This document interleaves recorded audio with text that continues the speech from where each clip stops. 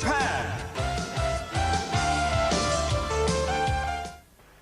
Le voilà, ce circuit de Suzuka avec cette prise de vue directe que vous recevez maintenant de l'arrière de la grille de départ et en présence d'une foule considérable, limitée à 120 000 personnes, mais il y avait plus de 200 000 demandes de billets, et à tel point que les Japonais, dont le sens de l'organisation n'a rien à envier au nôtre, les Japonais ont procédé à un tirage au sort pour les billets, pour une grande partie d'entre eux en tout cas, et ce sont donc 120 000 petits vénards qui sont ici depuis de très bonne heure ce matin, puisque lorsque je suis personnellement arrivé au circuit, il était 6 heures du matin, alors que maintenant il est près de 2 heures de l'après-midi.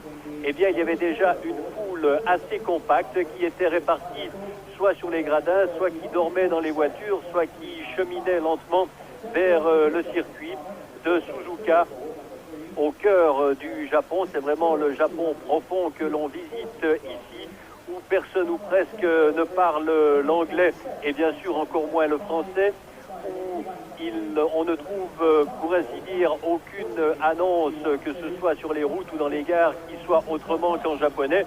C'est-à-dire qu'il n'est pas trop facile de se débrouiller, mais finalement tout s'est bien passé pour tout le monde, et les 26 concurrents, sans oublier bien sûr tout le cirque de la Formule 1, s'est retrouvé depuis jeudi sur le circuit de Suzuka que nous allons découvrir ici. Un circuit long de 5 km 911, absolument superbe, qui a été tracé, pour la petite histoire, par le même personnage qui avait dessiné le circuit de Zandvoort. C'est un circuit relativement ancien, avec ici une enfilade très sinueuse où Nigel Mansell a eu l'accident que vous savez, et qui l'empêche de continuer sa saison. Il est rentré en Angleterre hier, Nigel Mansell, et vraisemblablement il ne pourra pas disputer non plus dans 15 jours le Grand Prix d'Australie. Avec un fait unique, en tout cas en compétition, le fait que ce circuit soit en forme de 8. Vous voyez qu'ici on passe sous un pont, avec une autre voiture qui passe sur le pont. Cela se trouve uniquement sur les circuits privés de Ferrari à Fiorano, à côté de Maranello. Et puis Nakajima vient de passer une des deux épingles. La deuxième est un peu plus large, mais elle n'en finit pas, la voilà. C'est ce qu'on appelle la spoon curve. Et puis ici, on va atteindre l'endroit le plus rapide du circuit, où l'on monte les tours jusqu'en 6e, bien sûr. Le passage sous le pont, près de 320 km/h pour les plus rapides. Et puis une chicane, alors, qui est extrêmement serrée. On y passerait plus vite à pied ou presque. Elle se prend en première et elle ralentit considérablement les voitures avant les retours sur la ligne de départ et d'arrivée. Un circuit donc magnifique qu'il conviendra de bouclé à 51 reprises, ce qui correspond à un total de 301 km 461 pour ce Grand Prix du Japon, avant-dernière manche du championnat du monde des conducteurs. La grande nouvelle est connue depuis vendredi matin ici, vendredi en début d'après-midi ici au Japon. Il s'agit bien sûr de l'accident dont a été victime Nigel Mansell, tandis que l'idole locale Satoru Nakajima est ici en discussion avec le président Jean-Marie Balestre, et que les badauds campent un peu à l'italienne, c'est-à-dire qu'ils trouvent de la place là où il y en a, sur les panneaux ou sur le toit des cabines de commentateurs où nous nous trouvons, et qui, soit dit en passant, sont les plus spacieuses dont nous ayons jamais disposé. Donc Nigel Mansell a été victime d'une violente sortie de route à la suite, il faut le dire franchement, d'une erreur de sa part, car cette enfilade dans laquelle il se trouvait est extrêmement précise et il ne convient pas de perdre. Hier ist Suzuka. Guten Morgen, liebe Zuschauer in Österreich. Recht herzlich willkommen beim ersten japanischen Formel 1 Grand Prix seit 10 Jahren. Wir sind auf der neuen Suzuka-Rennstrecke, etwa 500 Kilometer von Tokio, wo momentan die große Motorshow abläuft, wo auch der neue Honda-Motor, der 10 Zylinder-Saugmotor für 1989 bereits präsentiert wird. Wir sind also im Honda-Land. Die Gegend hieß früher Honda-Land und heißt heute Suzuka-Land. Man hat also hier eine Art Disneyland des Motorsports aus dem Boden gestampft. Es gibt Achterbahnen, es gibt Karussells, es gibt ein Riesenrad, es gibt einen riesigen Rummelplatz und es gibt heute 210.000 Zuschauer. Nelson Piquet steht seit dem Trainingsunfall von Nigel Mansell endgültig, unwiderruflich als Weltmeister fest, aber Gerhard Berger hat allen Honda-Stars im Training die Show gestohlen. Er hat nämlich Pole Position. Alain Prost war heute im Aufwärmtraining der Schnellste, ist für viele ein Geheimfavorit für das heutige Rennen und das ist der unglückliche Nigel Mansell, der in der Weltmeisterschaft mit 61 Punkten an zweiter Stelle liegt und theoretisch von Ayrton Senna noch überholt werden könnte. Satoru Nakajima, der Japaner, er ist der erste Japaner, der einen Formel-1-Werksvertrag bekommen hat. Vielleicht erinnern Sie sich noch, dass vor 10, 11 Jahren in Fuji damals noch einige japanische Rennfahrer mitgefahren sind, die wir aber weder vorher noch nachher in der Formel 1 gesehen haben. Volle Tribünen, 210.000 Zuschauer. Und das Autodrom von Suzuka ist bereits seit Wochen ausverkauft. Riesenstimmung im Publikum, obwohl die Japaner natürlich sehr ruhige, stille Leute sind. Man hat den Eindruck, im Gegensatz zu allen anderen Rennstrecken, dass hier in Japan, wenn der Grand-Prix-Zirkus herkommt, die Grand-Prix-Leute die Lauten sind und die Veranstalter und die Leute aus dem Gastgeberland die Leisen. Das ist Vizepräsident Jean-Marie Balestre. Er schreitet nochmals die Front der Autos ab. Hier ist dabei Michele Alboreto, dem Ferrari-Stallkollegen von Gerhard Berger, der in der zweiten Reihe steht, der hier im Training sehr stark gefahren ist, der allerdings, das muss ich auch sagen, Freitag und Samstag einen neuen Motor, einen Versuchsmotor von Ferrari bekommen hat und dadurch nicht nur höhere Höchstgeschwindigkeit, sondern auch vor allem bessere Beschleunigungswerte erzielt hat. Gerd Berger hat 3 Motorwechsel im Training gehabt, bis er dann gestern im Abschlusstraining für die letzten Runden endlich den richtigen Motor erwischt hat. Heute im Aufwärmtraining ein Getriebeschaden. Berger fährt heute mit dem Ersatz Ferrari, aber das ist, glaube ich, kein schlechtes Omen, denn er hat schon mit dem Ersatzwagen in Estoril und zuletzt in Mexiko geführt. Die Ferrari-Flaggen für Gerhard Berger. Ferrari seit 37 Grand-Prix-Rennen ohne Sieg.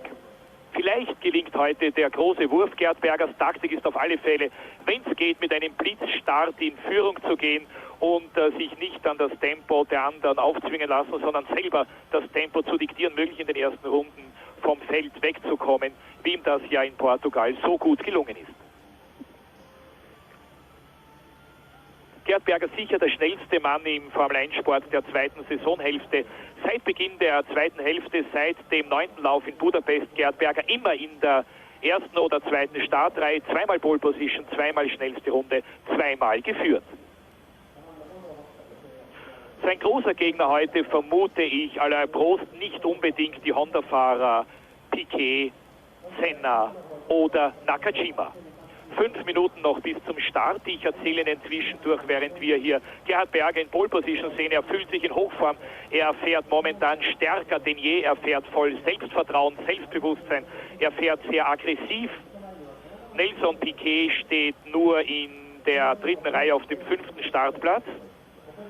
So schlecht war noch nie die Startposition von Piquet in diesem Jahr, war immer in den beiden ersten Reihen und zum ersten Mal heute ausgerechnet beim Honda Grand-Prix kein Honda in der ersten Startreihe. Gerd Berger ist diese Pole Position ungeheure Genugtuung und Alain Prost hat sich ebenfalls sehr gefreut über seinen Platz neben Berger in der 2. Reihe, dann Butzen und Alboreto.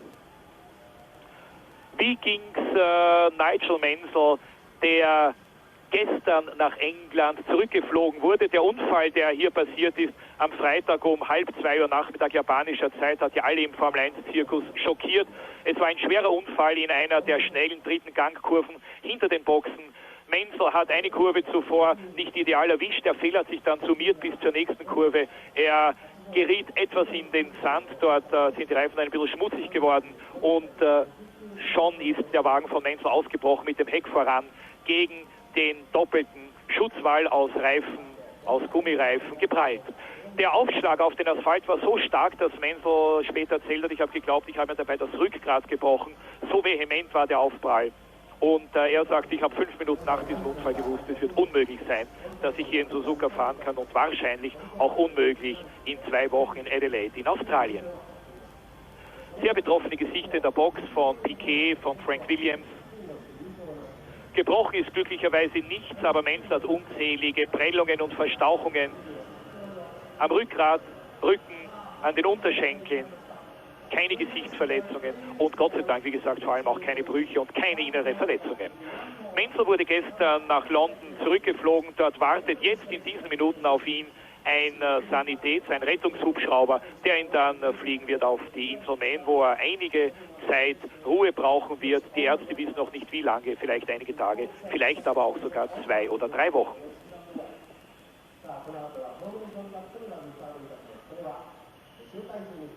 Dadurch ist die Weltmeisterschaft auf, ich möchte sagen, tragische Art und Weise entschieden worden. Piquet kann nicht mehr eingeholt werden. Er ist endgültig zum 3. Mal Weltmeister. Das haben vor ihm nur wenige Fahrer geschafft. Fangio natürlich, der 5-mal Weltmeister war. Und 3 Titel für Jack Brabham, für Jackie Stewart und für Niki Lauda. Jetzt auch für Nelson Piquet. Hat nur 3 Saisonsiege gegenüber 6 Siegen in diesem Jahr von Nigel Mansell.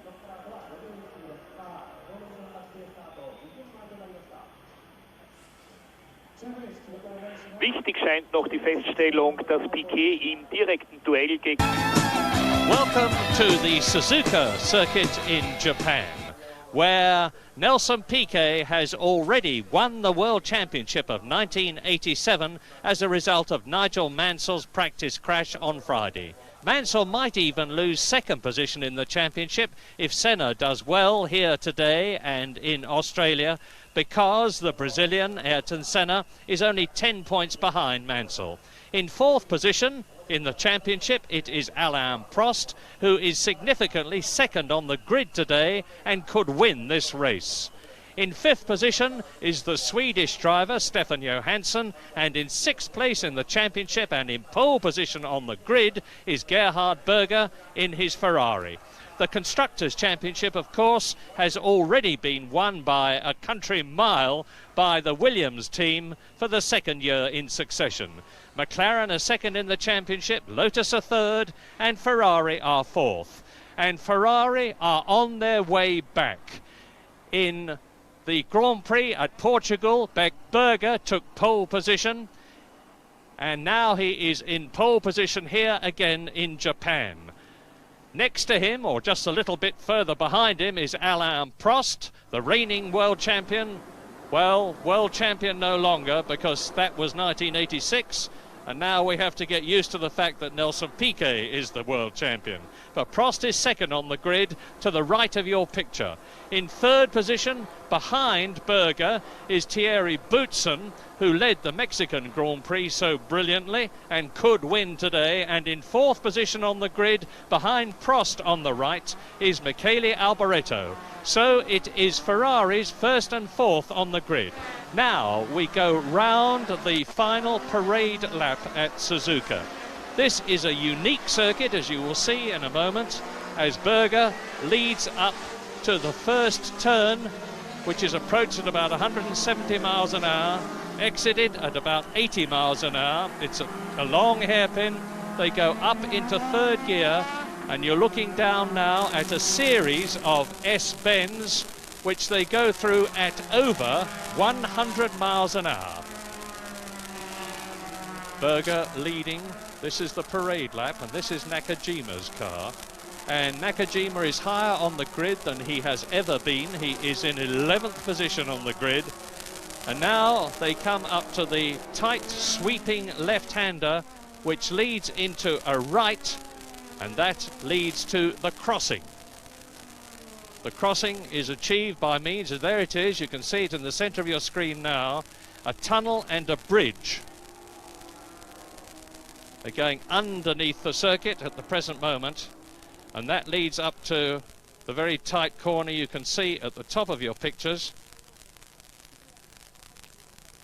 So Berger leading Alain Prost, and this is a 52 lap race, 190 miles. Fuel consumption is going to be critical. There's Berger 3rd, Alboreto 4th. In 5th position, is Nelson Piquet, leading Teo Fabi and Ayrton Senna, followed by Riccardo Patrese, Stefan Johansson, Andrea De Cesaris and Nakajima. Now they're coming up to the fastest part of the course, out of the Spoon Curve, where they go into a long straight, or the longest straight at Suzuka, which is taken in top gear, over the very small and short tunnel that they have gone through, and you can see the picture on the right hand side of your screens there. And then it's through into the chicane, which they take at about 60 miles an hour, and up to the start and finish straight. So are we going to see here in Japan a new make of car winning a Grand Prix this year? Are we going to see a Ferrari? There's Boutsen. Are we going to see a Benetton? Benetton last won in Mexico last year, and interestingly enough it was Gerhard Berger driving the BMW powered Benetton, and this year he is with Ferrari. Thierry Boutsen is long overdue for a Grand Prix win, and we've got in pole position a Ferrari, in second place on the grid a McLaren, third is a Benetton, fourth another Ferrari, fifth is the Williams of the new world champion Nelson Piquet, in sixth position is Teo Fabi.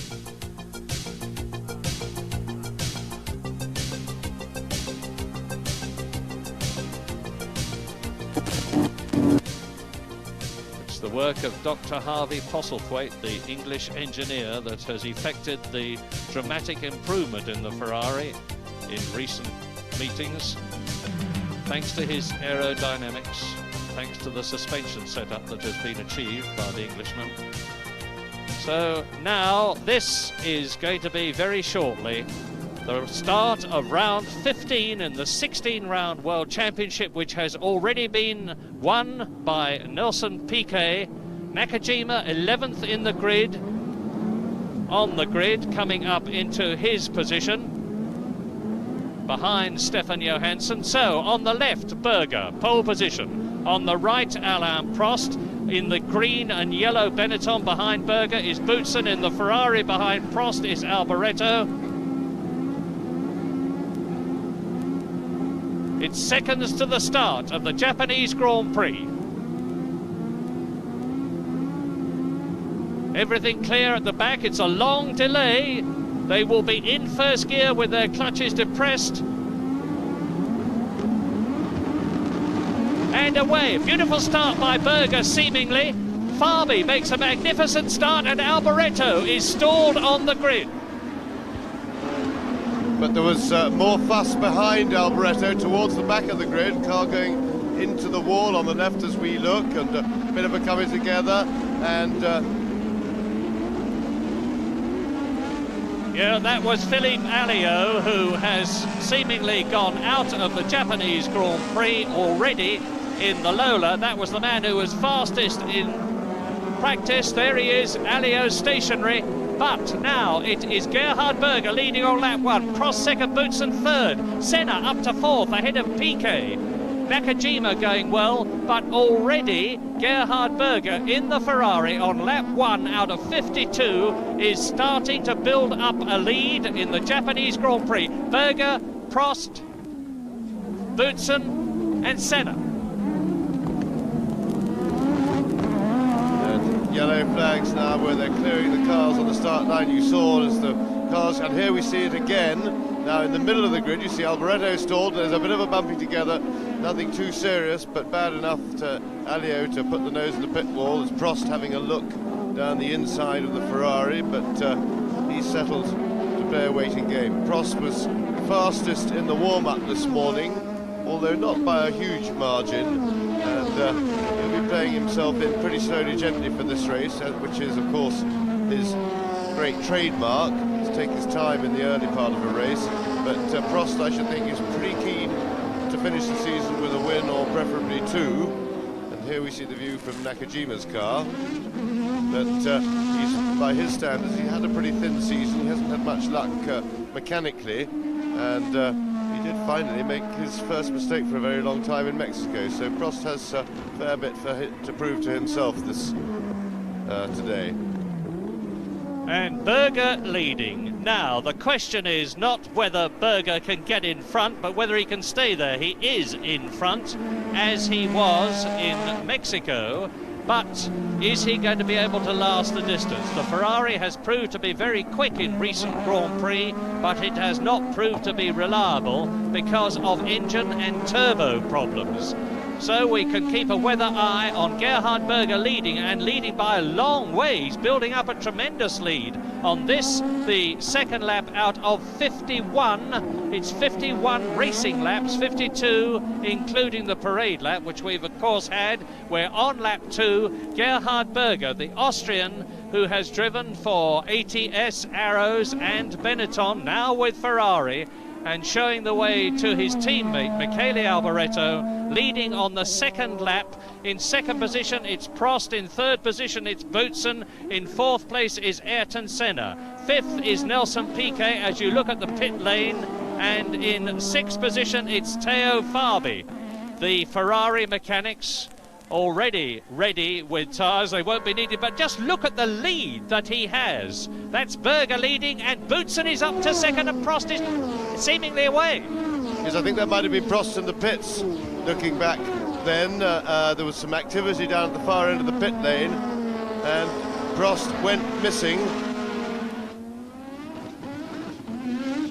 So Berger now has a huge lead. So having said that Prost was looking very good, he's gone missing. I can't be sure whether he's in the pits or not from here, but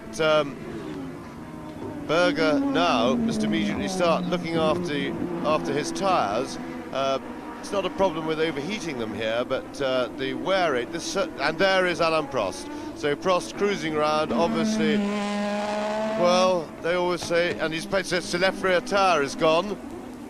You could see that, so he's cruising around on a flat tyre, limping round, and so, well, in the luck stakes, it never rains, it pours. Prost's had a really pretty thin season, and the way to make things all better when you go to hibernate for the winter, and there you see Prost on the flat tyre, just a replay of him soon after it went down, and really, it never rains, it pours. When you're having a bad season, it would have been nice to just finish with a win or two, makes everything seem all right, but this doesn't, not to be in this case for Prost. So Berger just building up a really big lead now. Yes, and Berger will need to start watching his cushion now, because he has a very secure lead, an incredible lead for this stage of the race, with Thierry Boutsen up into second place. But look at the gap. There's no question of Boutsen fighting against Berger the way he did in Mexico. You won't be seeing many more of those sparks now, with the news that next season the titanium skid plates are going to be outlawed, and there, out of the race already, as he usually goes very early, is Adrian Campos. Lap 3, Campos out of the Japanese Grand Prix, and into the pits comes Prost. Now they will change all the tyres. They might just as well change both fronts and the other rear while they're at it when the car is off the ground, and I have little doubt that we will see a fighting drive back from Prost. Well, the problem is you see them working around the left rear corner, and that will be because driving it for the best part of a lap on a flat tyre, which of course Prost had no alternative but to do, may well have done some damage. Obviously not serious, but the mechanics are obliged and much prefer to check it over and have a good look round before sending him out. So that's what made that pit stop particularly slow, just that the car dragging on the ground can have damaged the suspension. Lap 3, Boutsen leading, and there, Berger leading, and there he is. Boutsen in second place, Ayrton Senna in third position, and don't forget that Ayrton Senna will be wanting to finish as high as he possibly can, not only because of his pride, but to help his World Championship chances for second place against Nigel Mansell. He's currently in third place. Up to fourth from fifth on the grid, Nelson Piquet, the new World Champion. Fifth is Teo Fabi. In sixth position, it is Stefan Johansson, going well in the Japanese Grand-Prix at this stage. In seventh place is Riccardo Patrese, who finished in third position so well in Mexico. In eighth position is his teammate, Andrea De Cesaris. Are the Brabhams going to finish on a high note here in Japan? In ninth position, it is Nakajima. He hasn't been up that high for a long, long time. And in 10th place, it is Eddie Chiva. And there's Senna. There is Ayrton Senna, the winner in his actively suspended Lotus at Monaco and in Detroit. And you can see now the gap between Boutsen there in second position with Berger over 6 seconds ahead of him. There goes Boutsen through to complete another lap. Senna in the background is in third place. Piquet behind him is fourth, then Teo Fabi and Stefan Johansson. And Johansson is going for Fabi. He just came out to have a look there, but did not get past. Well, Johansson's having a good race, and certainly confirming the form that McLaren showed with Prost's performance. And there's the view from Nakajima's car on home ground. And certainly he qualified better than he normally does with his local knowledge.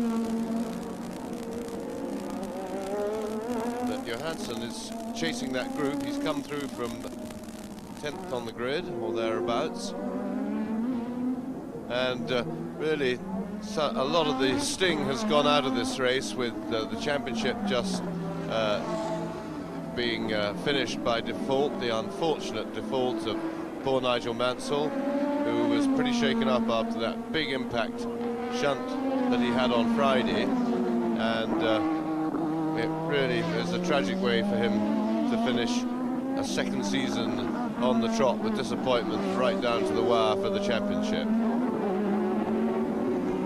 Well, there is Berger. He has a 7-second lead, which is very comfortable indeed at any time of the race, never mind on lap 5, which is where we are now. Boutsen has got a clear track in front of him and behind him, but behind him it's not clear for very far, because that wonderful scrap behind him, which hopefully we will see in a minute, between Senna in third place, Piquet in fourth position, Fabi in fifth place, and Stefan Johansson sixth. Now there is the gap between Berger, the leader, and Boutsen in second place as the battle for third approaches. And here it is. Senna and Piquet is going for it.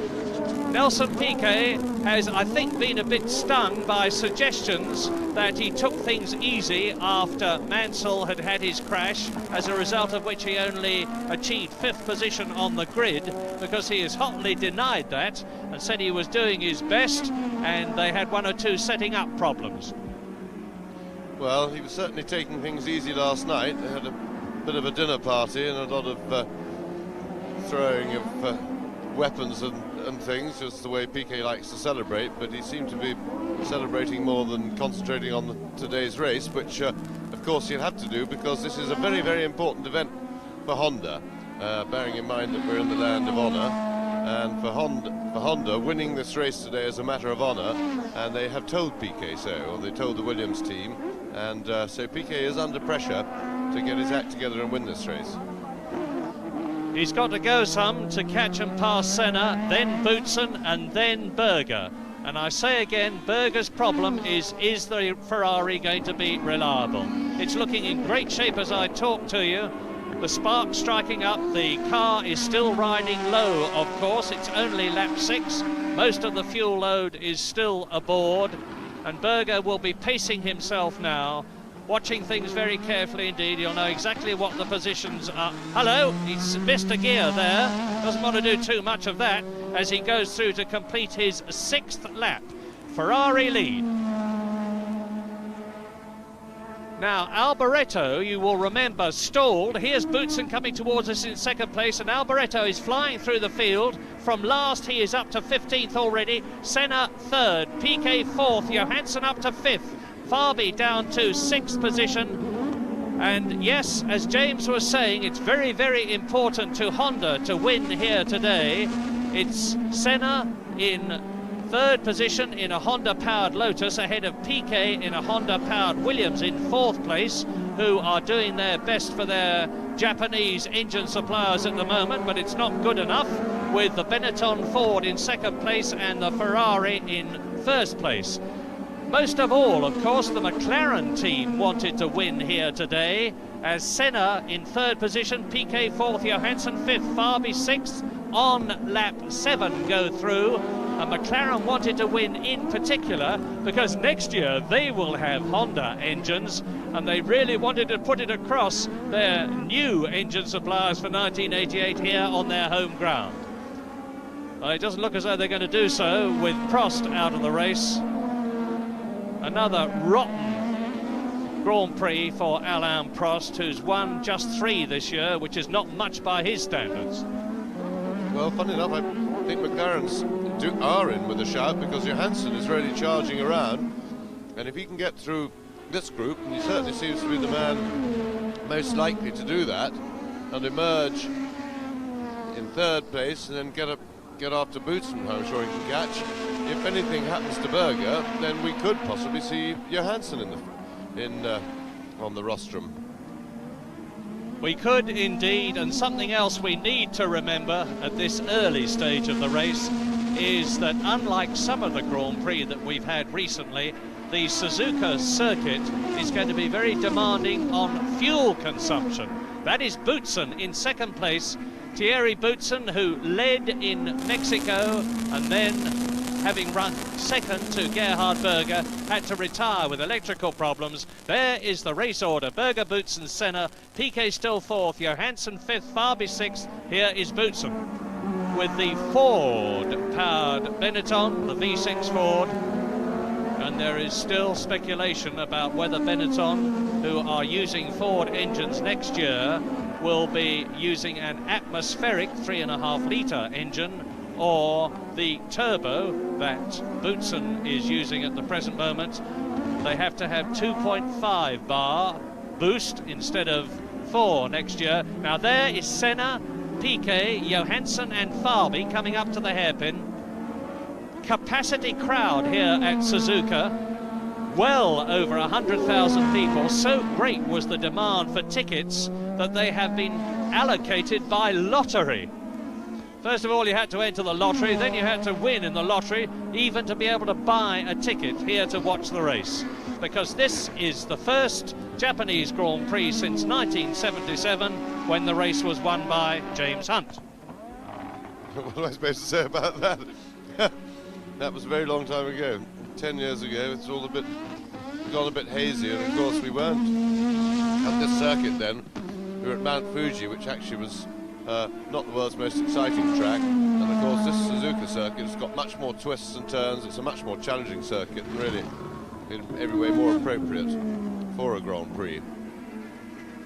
And I have to say I would have much preferred to be driving here, a little bit more interesting. It's unique in its figure of 8 capacity, certainly amongst Grand Prix circuits. And Berger, I think, reasonably comfortable at the moment. But Ferrari have had really bad reliability just recently. They've even been breaking gearboxes, which is something that Ferraris hadn't done for years until the middle of this season. And that will be their big problem here at Suzuka, which is very, very demanding on the gearbox. It is a tough circuit, Suzuka. First time it's been used for a car Grand Prix. It's been used a lot by Honda for motorcycle racing and for testing.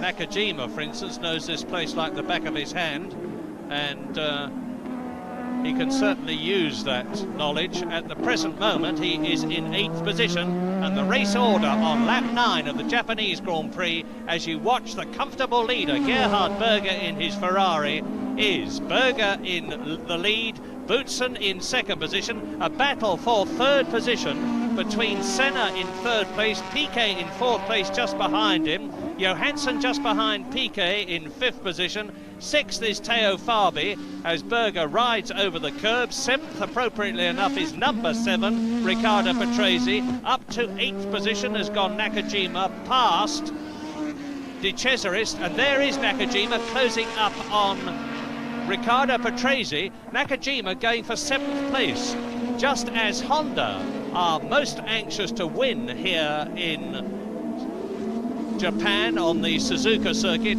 having failed for the first time this year to get a Honda-powered car on the front row of the grid, are very anxious for Nakajima, who is their protege and who they tried to impose on the Williams team, but Frank Williams was having nothing of it, to do well here.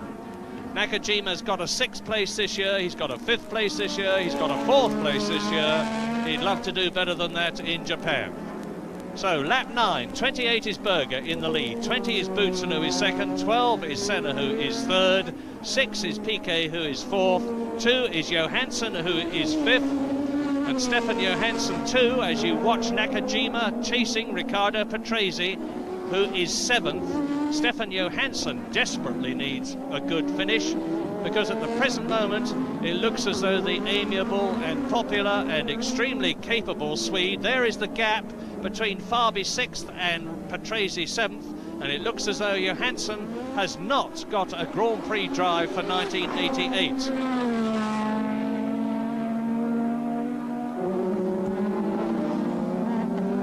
Well, the producer dwells on Nakajima and his charge up to the field. It's interesting to note that certainly this is comfortably his best drive of the season, and it does rather point the underline the criticism that I've certainly levelled at him this year, that basically he's out of his depths in Grand Prix racing, because he's now shown that although he's still a lot slower than Senna, when he gets to somewhere that he was brought up on and has raced on for years and years and years, suddenly he's quick. And he always complains since his first visit to the circuit, but you don't see the Sennas of this world, the people who can drive properly, struggling the first time they go to a circuit, because these circuits are really very easy to learn for a top driver. He would normally expect to have the circuit pretty much mastered within half an hour of the first practice, maybe 3/4 of an hour on a long track like this. But this is the first time any of these other drivers have seen it, and they're still getting a lot quicker than Nakajima, notably the obvious comparison being his own teammate Senna. So still, that's the way Honda want to do it, but it is a shame that such a plumb drive and such a good car shouldn't go to somebody who has the ability to do it justice. There is somebody who is doing his car justice. 28-year-old Gerhard Berger from Wörgl in Austria, where he runs his own trucking company with very considerable success. This tall, very likeable young man looks well set at the moment in terms of the gap between himself and Boutsen to command the Japanese Grand Prix, provided the two big provisions: A, his Ferrari V6 turbocharged engine, and in particular its turbocharger lasts, and B, his gearbox does the same thing. Berger is pacing himself perfectly. Sounds very lumpy as he comes through to complete his 11th lap. There's just about 1/5 distance in this race, and you can see where he is on the circuit now. He's approaching the series of sweeping right and left bends, which are taken at over 100 miles an hour, and it's on one of those that Nigel Mansell went off in his Friday practice crash to bruise himself, hurt his muscles. There it is, that's the corner where Nigel lost the Williams and the World Championship of 1987. Bitter luck for the Englishman, having done exactly the same thing through no fault of his own in the last Grand Prix of 1986 at Adelaide. So, commandingly leading in Japan, round 15 of the 16-round World Championship, Gerhard Berger, number 28 in his Ferrari, and Ferrari last won a Grand Prix in Germany in 1985, and they desperately need a win, in the words of Michele Alboreto, for many, many reasons. One of them, of course, will be the morale of Commendatore Enzo Ferrari himself, who is 89 and dearly wants to see at least one more Ferrari Grand Prix victory in his life. And you see Berger going well. What you don't see, but I can tell you, is that Michele Alboreto is now 11th as Senna takes Boutsen and second place. So the hopes of Honda are now resting on the shoulders of Brazilian Ayrton Senna, who has fought his way past Thierry Boutsen's Benetton Ford into second place. Race order as Berger comes through to complete lap 12. Now we'll see if we can get the gap between Berger there and the new second place man, Ayrton Senna, looking back along the circuit to see the yellow Lotus, and here he comes, and the gap between Berger leading and Senna second is 13 seconds, and Johansson moves up. Yes, Boutsen's in trouble. He's slowed down because he was a little bit of a way in front of Senna. So now we have Honda engines in second and third places in the form of Senna and Piquet. Johansson still chasing hard, looking pretty comfortable. So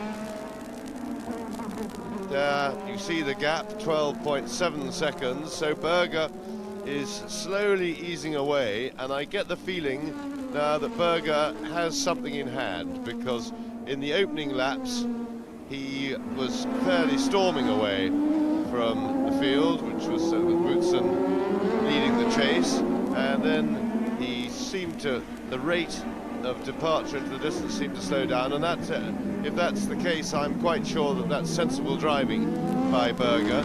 He's I'm sure still has very painful memories, and there we see a faster start for Alain Prost. Comes as no great surprise, charging through or trying to make up for that very slow lap on a flat tire, plus the long delay in the pits while his car was checked.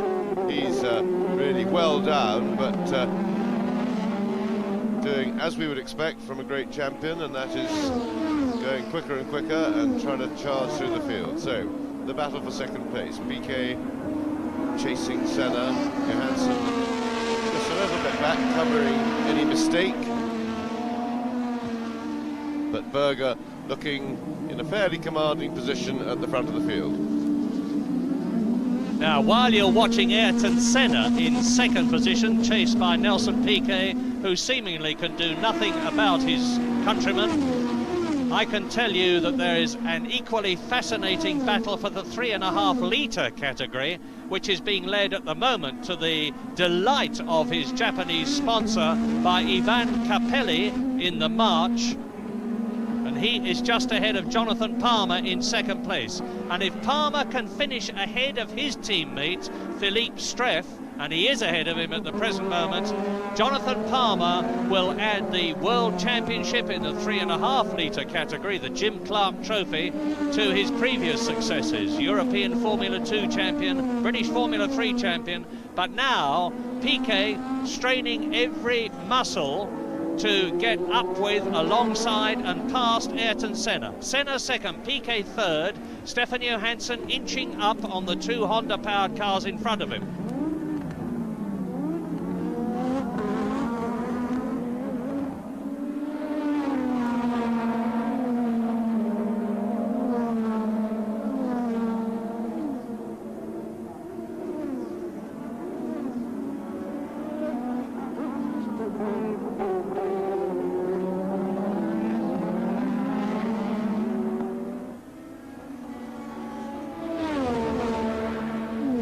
Is looking aggressive, he's looking determined at the moment.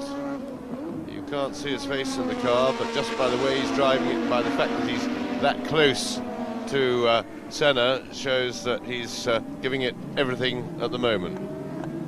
And so is Johansson. Look at Stefan Johansson, whose highest position so far this year, 2 second places in Belgium and Germany, is closing up on Piquet.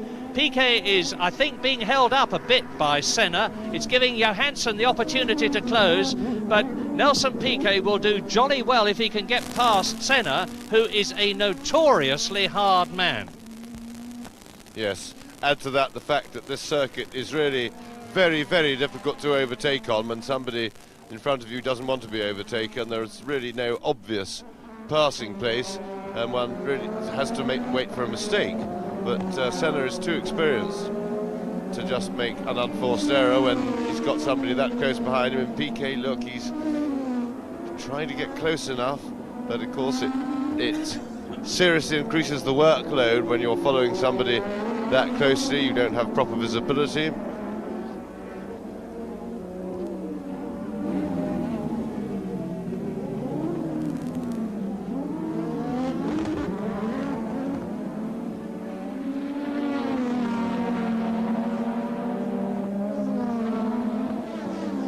Senna, Piquet and Johansson, second, third and fourth.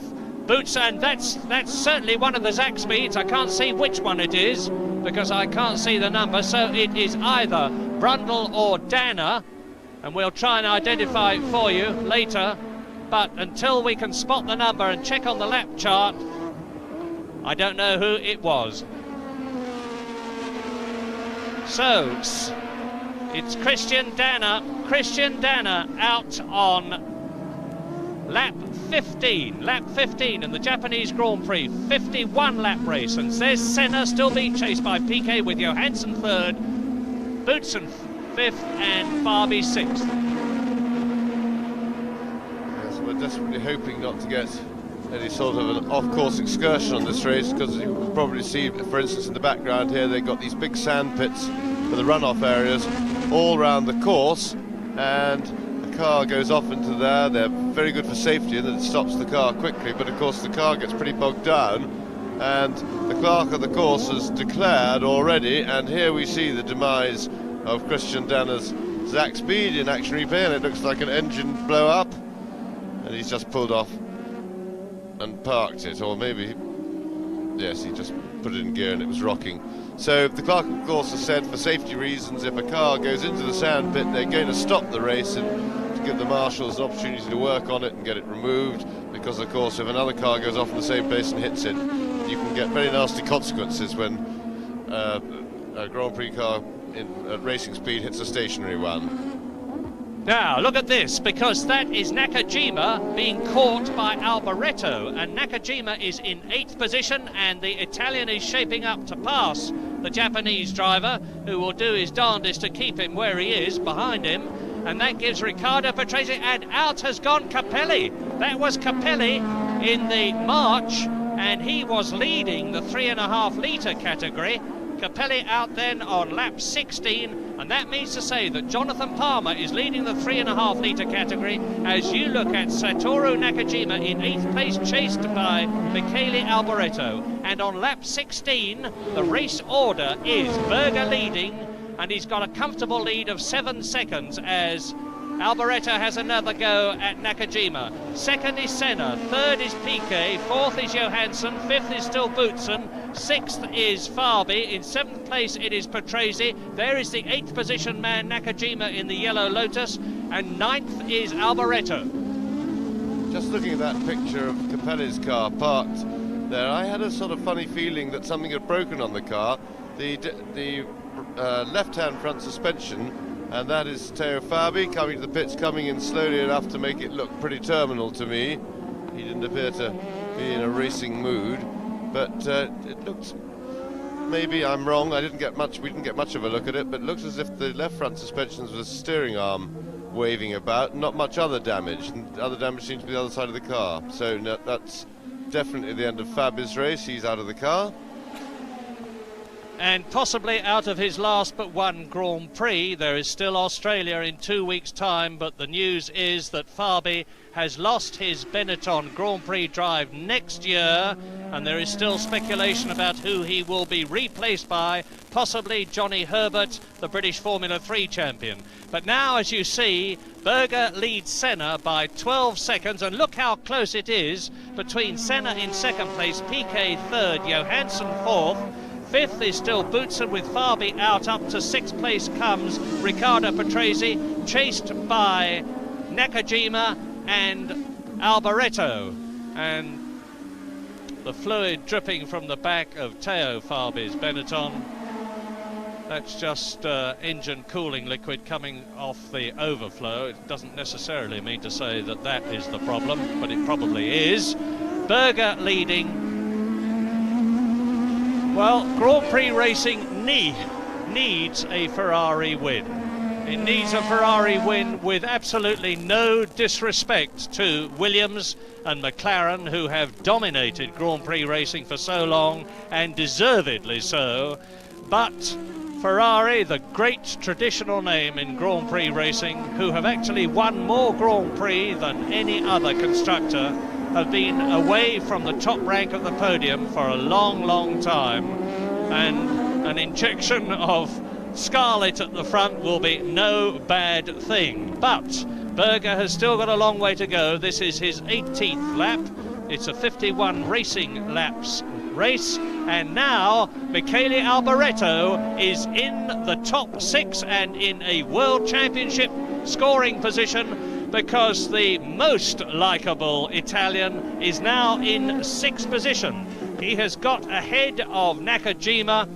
There are the Ferrari mechanics all ready for a tyre change. And that's Roberto Moreno on the left, the Brazilian, driving in his first Grand Prix ever. He tried to qualify for Lotus in 1982 in Holland and failed to do so, and he will be driving in the AGS team next year in a new car, and is replacing Pascal Fabre here after the recent failure of the Frenchman repeatedly to qualify in Grand Prix.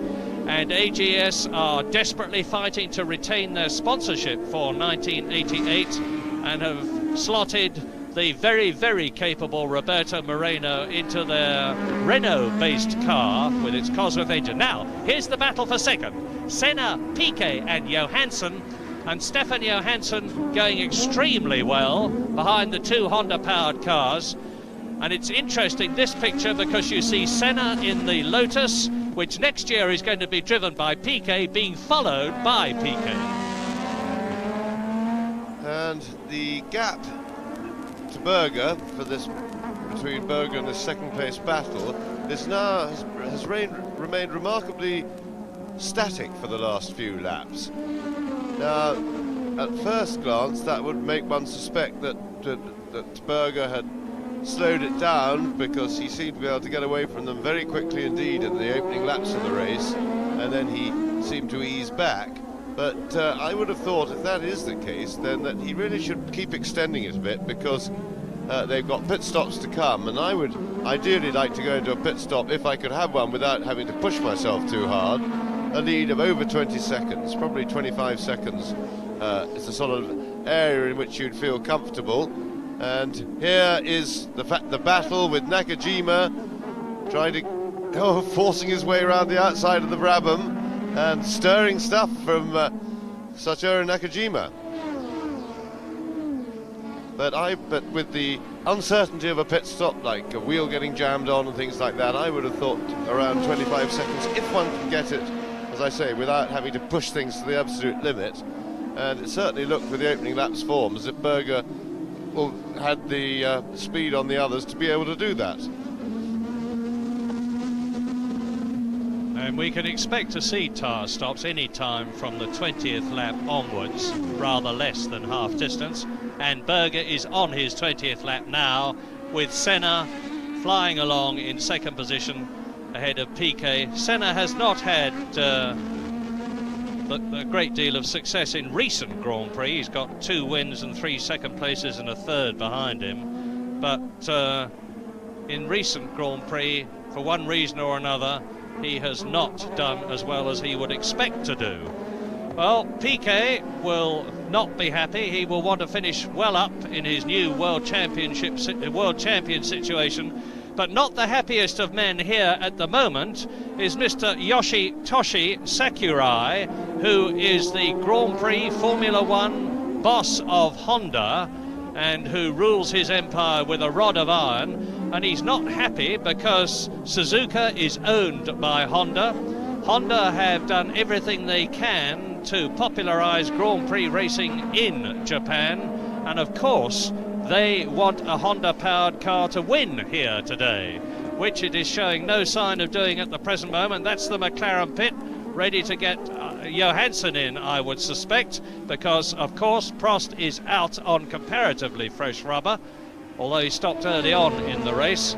And at the present moment, Yoshitoshi Sakurai's ambition is being thwarted by Gerhard Berger in the lead on lap 20 in this 51 lap race in the Scarlet Ferrari. Into the pits comes Johansson. Now this is lap 20, Johansson coming in from 4th position. Are they going to let us see? There's Moreno being caught by Senna and Piquet. Yes, they are going to let us see Johansson's pit stop, and we'll see exactly how long it... Now! The impact wrenches on, the nuts off, new wheels and tyres on and out. That's a good pit stop.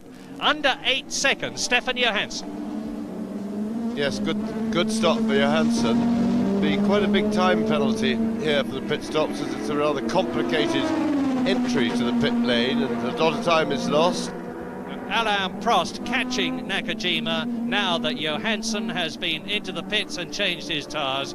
But of course Alain Prost is well down. He lost time coming in with that punctured left rear. Then he took quite a long pit stop to get the left rear off and the new wheel and tyre on. But now he's certainly the fastest man on the circuit. Prost is the ultra-professional, the world champion of 1986 and 1985, and he is not letting the fact that he was delayed in the pits slow him at all. That's Nakajima.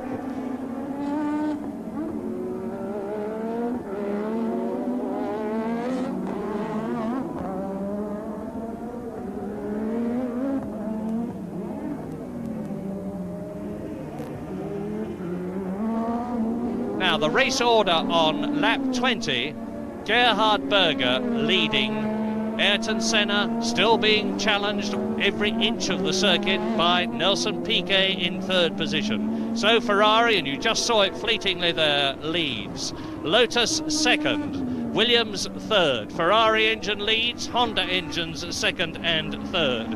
In 4th position, it was Stefan Johansson who has been into the pits. That will let Thierry Boutsen up into 4th place. But there is something obviously amiss with the Belgian's Benetton. He was in 2nd position and here he is coming into the pits as I talk. Now you see there the yellow circular board is held in front of the driver to indicate to him, or was, that's not a bad pit stop. Seems strange to say that just over 8 seconds is not bad, but you can do it quicker. Yes, they lost time. They're having to push start the car, so it looks as if Boutsen managed to stall the engine in the pits, and that would, in the normal way, be considered a driver error. But we bear in mind that we think there's something probably a bit amiss with Boutsen's engine, so that may certainly have been a contributory factor. There is, in my opinion, the best looking Grand Prix car of them all, the Ferrari of 1987, driven in this case by race leader Gerhard Berger, distinguishable by the yellow flashes on the nose fins and on the rear wing, both of which of course are there to force the car down onto the ground and maximise the tyre grip. And we have discovered here in Suzuka over the last few days that it is the intention of FISA, the governing body of motorsport, to outlaw the skid plates under cars, and you can see the sparks coming up from Berger's car as I talk, and it's their intention to ensure next year that nothing except the tyres touches the ground at any time. 1 minute 47.78. That's 121 miles an hour for Alain Prost, who is still the fastest man on the circuit. That was 0.2 of a second faster than his previous fastest lap, and of course that is a lap record because there has not been a Formula One there. Frank Williams, Peter Windsor on the left, Frank in his wheelchair watching Nelson Piquet.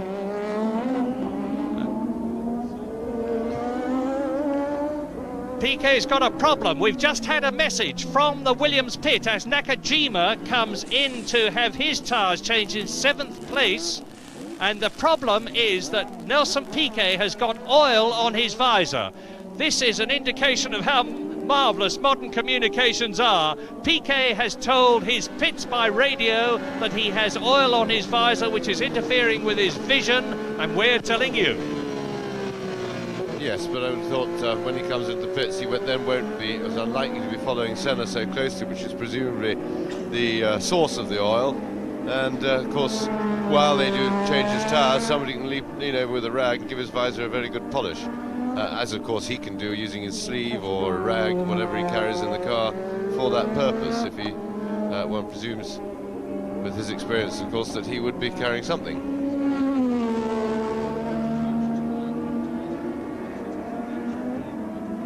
We've just had one of these slightly shambolic situations here at Suzuka. You're looking at Berger. Derek Warwick has charged into the pits to change his tyres, only to find that Eddie Cheever, his teammate, is already there. Cheever in 9th position, and Derek Warwick was in 10th position. And Derek's had to slam it into gear, race out again, rejoin the track, having lost time, and he's still got to make his tyre stop. Lap 23, Gerhard Berger there in the Ferrari, coming up towards half distance in this 51-lap race, is leading the Japanese Grand Prix. In 2nd position, it is still Ayrton Senna. 3rd, with oil on his visor, is Nelson Piquet. In 4th position now, it's Thierry Boutsen. Up into 5th has come Michele Alboreto. So both Ferraris are going well. First Berger that you're looking at, 5th is Alboreto. In 6th position is Stefan Johansson, having changed his tyres. In 7th place was Nakajima, but he will have lost that place to Riccardo Patrese, who is going well in the Brabham. And incidentally, De Cesaris is still in the running in 10th position, and up into 4th position has gone Alboreto. Alboreto's really flying now. He has got ahead of Thierry Boutsen. Race order, lap 24 is Berger leading, Senna 2nd, Piquet 3rd. Up into 4th position comes Alboreto, and into the pits comes Berger. Now this is the race leader coming into the pits on lap 24. And he could lose his lead to Ayrton Senna, with Piquet right behind the Brazilian. And you can see, as James said, what a tortuous path it is into the pits. And this is a critical pit stop for Ferrari and Berger. And often pit stops cause problems with turbocharged cars, because the turbos... What a super stop! Under 7 seconds, 6.97 seconds for Gerhard Berger, who sprints out of the pits, having completed his pit stop, and he stays in the lead. Gerhard Berger leads still as Senna and Piquet come through in 2nd and 3rd places, and that should give the Austrian in the Ferrari a really commanding position. Fantastic pit stop by the Ferrari team there.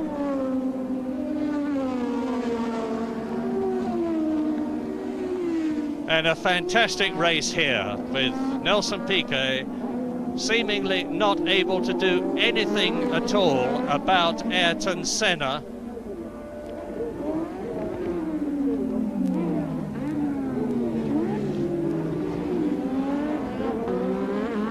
So there's Senna, there's Piquet, and they're carving their way through the midfield men now. We are on lap 24, and that is as near as nothing half distance. But Senna has still got to change his tyres, if he's going to change his tyres. But Senna is now famous for his ability to nurse the rubber and be able to go through on one set of tyres. He did that at Monaco, he did it in Detroit, and he won both races. He tried to do it recently and failed, and now he's not going to try and do it at all, because into the pits from 2nd position, letting Piquet up, comes Ayrton Senna.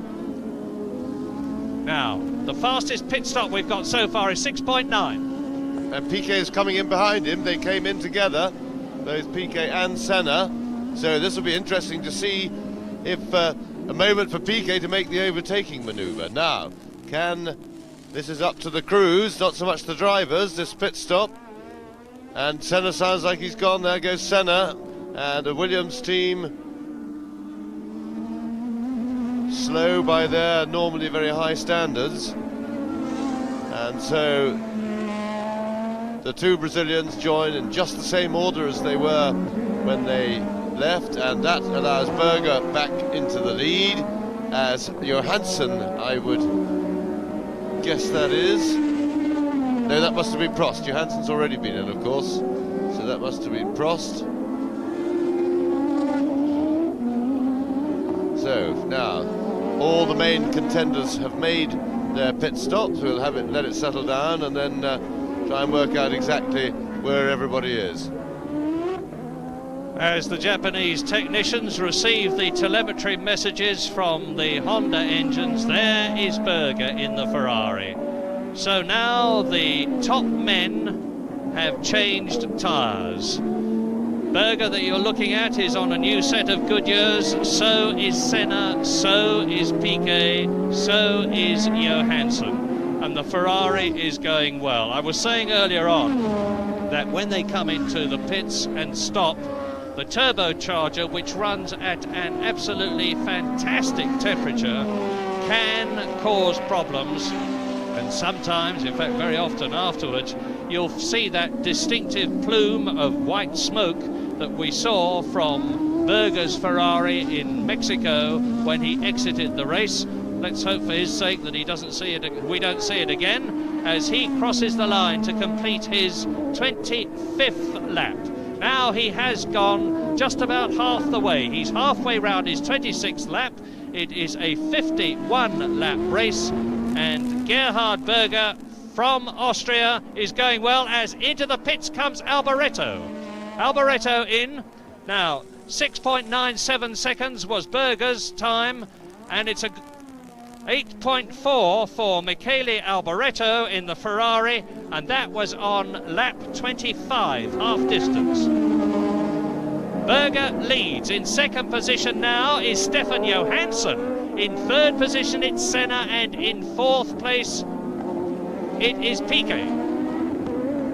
Well, if the Ferrari pit work is anything to go by, this newfound form in the car that finally John Barnard's work has paid off through the season, with a long-awaited revival of Ferrari that everybody hoped for when Barnard breathed in on them. And of course reliability was such a strange thing, because it's always been one of Ferrari's great strengths, but it seems now that the team maybe has got their act together. I mean, the performance of the crew in those two pit stops was much better than we've seen before, and so that one gives one an indication of the fact that the motivation amongst the team is now getting back together, stimulated by the fact that the chassis and engine combination are beginning to really prove themselves effective. And it's good to see it, because it's really sad to see Ferrari being competitive and then breaking down when they were in potential winning positions in the latter part of this season, because that of course is tragic.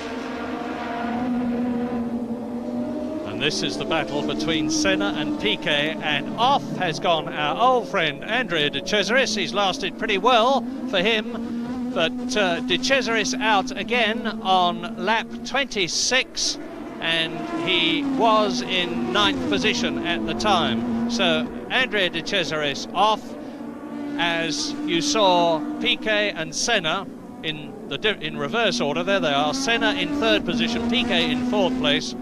And reverting to Ferrari, I had my knuckles pretty heavily rapped for suggesting that John Barnard was entirely responsible for the progress of this year's Ferrari. In fact, John is working hard at the Guildford base, and you can see now that Berger is 4 seconds ahead of Johansson, who is 11 seconds ahead of Senna and Piquet, and there they are, 5th Alboreto, 6th Boutsen. So this is a very, very different look at a Grand Prix in terms of the cars that are occupying the lead positions. So as I was saying, Barnard back at Guildford making a real contribution to the 1987 car, but primarily designing the 1988 Ferrari, while Harvey Postlethwaite beavers away on the aerodynamics and the suspension settings to this year's car, which have made such a dramatic difference in association with good work by the engine men. Hopefully they've got it reliable now. And that pit stop where Senna, that you're looking at now, ahead of Piquet, Senna third, Piquet fourth, where they came in together, showed that Grand Prix racing these days depends just as much on the mechanics as on the drivers. 10th position now, Jonathan Palmer is moving up through the field, leading the 3.5 litre category, looking set to become world champion in the atmospheric class as opposed to the turbocharged class, if he stays ahead of his teammate Philippe Streff, which he is at the present moment. And as you look at Gerhard Berger, who is now on lap 28, securely leading the Japanese Grand Prix. Second, Stefan Johansson in the McLaren, as he finished in Belgium and in Germany.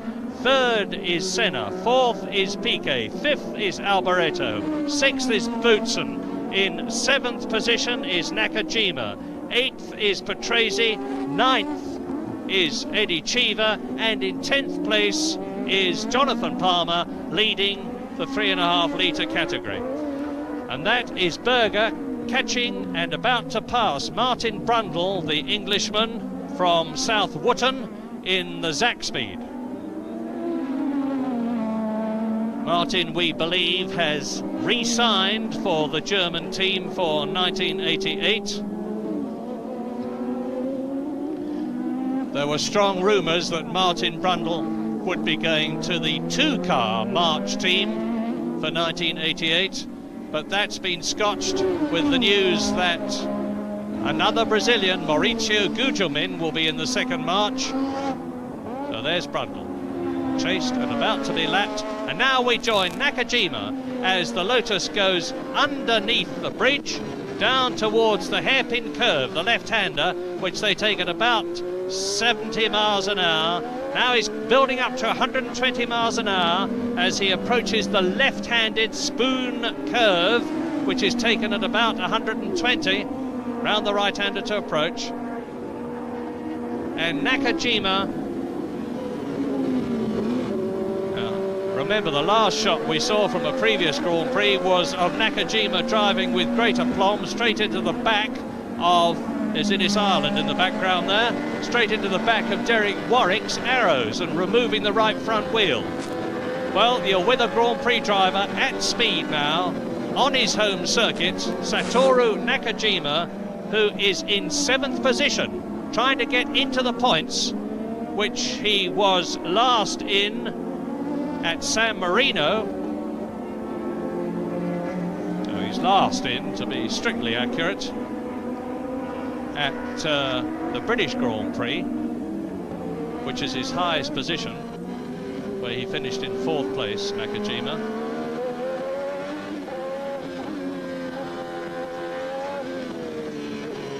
It's while we're with Nakajima, Johansson is now closing up on Berger. Stefan Johansson is catching Gerhard Berger, the leader. He's only 2 seconds behind him. Yes, and Stefan Johansson, of course, was the first to change tyres, and his timing certainly seemed to me to be the better than the other 3 leading contenders. He would have had the best use out of his tyres because he changed just around 1/3 distance, or just after 1/3 distance, and that, of course, is about half on the tyre wear because of the car being much heavier for the first third of the race with its fuel load.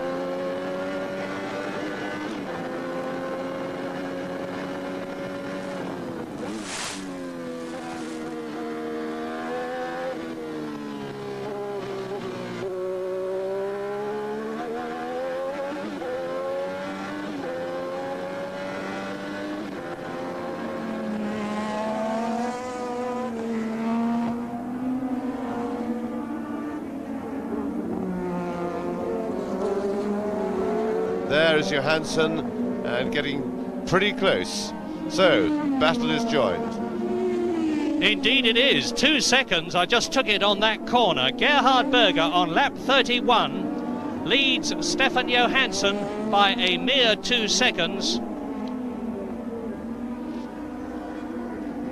And the last time that a McLaren won a Grand Prix was Alain Prost in Portugal. It's been a thin year for them, but the way Stefan Johansson in his last but one Grand Prix for the McLaren team, because his place is going to be taken by Ayrton Senna next year, is going, it could be another victory for them.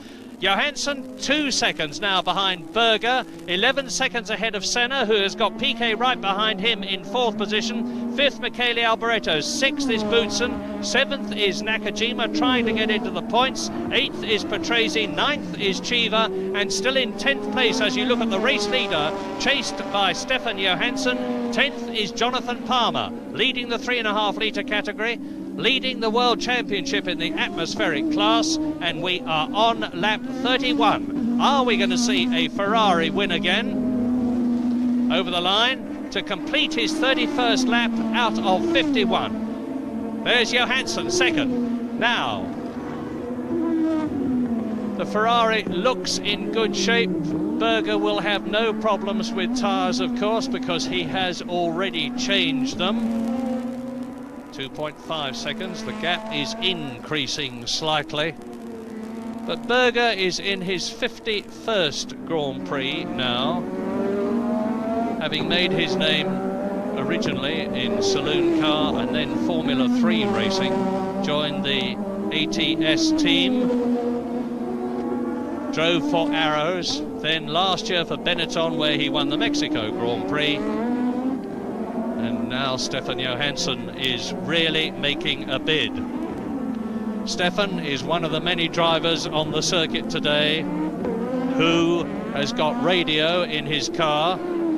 He won't be needing to discuss anything with his team bosses on the pit lane now, because he can see the man ahead of him, and there he is. It's Berger on lap 32.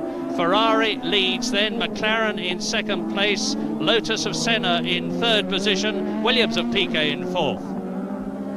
It seems that Stefan, if anything, is dropping back very slightly, so I think Berger has seen the danger and is just managing to find that little bit extra and start pushing away.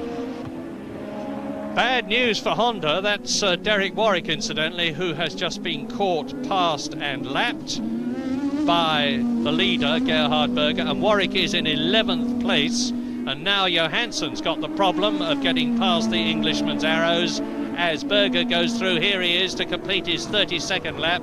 All this, as I was saying earlier on, is bad news for Honda, who are losing face in a big way here in Japan at the present moment. And because their lead car, that of Ayrton Senna, is only in 3rd position. Their second car, that of Piquet, is in 4th place, and their third car, with Mansell not competing, Nakajima, is in 7th position. And if there was one place that Honda wanted to do well, it was here at Suzuka in Japan. Berger. The Ferrari looking good. Now look for the red and white McLaren. You just saw a flash of it as they came under the bridge, through the, you can hardly call it a tunnel, it's just a flash underneath the bridge. Now Johansson closing up on 11th place man Derek Warwick in the Arrows. But as you watch Berger, I can tell you that Nakajima's got ahead. Nakajima, I was just going to say, is closing up on Boutsen, and now we've joined the Japanese driver who is in the points. So Honda have got 3 cars in the points now. Senna in 3rd place, Piquet in 4th position, Nakajima in 6th place, and Nakajima, who finished 6th in San Marino, 5th in Belgium, 4th in Britain, is back in the points in his home country, and he will be able to hold his head up high. Now, you can, this looks to me like a replay of Nakajima catching Boutsen and getting past him. Well, he's not catching him at the moment as the Benetton streaks away. Now we're going through, and that's it. That was Satoru Nakajima taking 6th place and a World Championship point from Thierry Boutsen. seeing that rather makes it look to me as if Bootson's got gearbox trouble, because he appeared to accelerate perfectly all right out of the corner, and then maybe he's missing fourth and fifth gears or something, because the car suddenly stopped to appear to cease to accelerate, and that would explain why Bootson's gone from running a very strong second place, chasing as the leading pursuer of the Ferrari, to suddenly started dropping back, and he was very easy to pass by everybody, and that would explain it if he's missing a couple of a gear or two. Now, while you watch again, we're making a bit of a meal out of this, but never mind. There is Nakajima taking his World Championship point position again, but I can tell you, as you watch Nakajima now in 6th position, that it's very interesting in terms of the second place in the World Championship. Piquet is the World Champion of 1987. By default, I regret to say, and he's not pleased about that.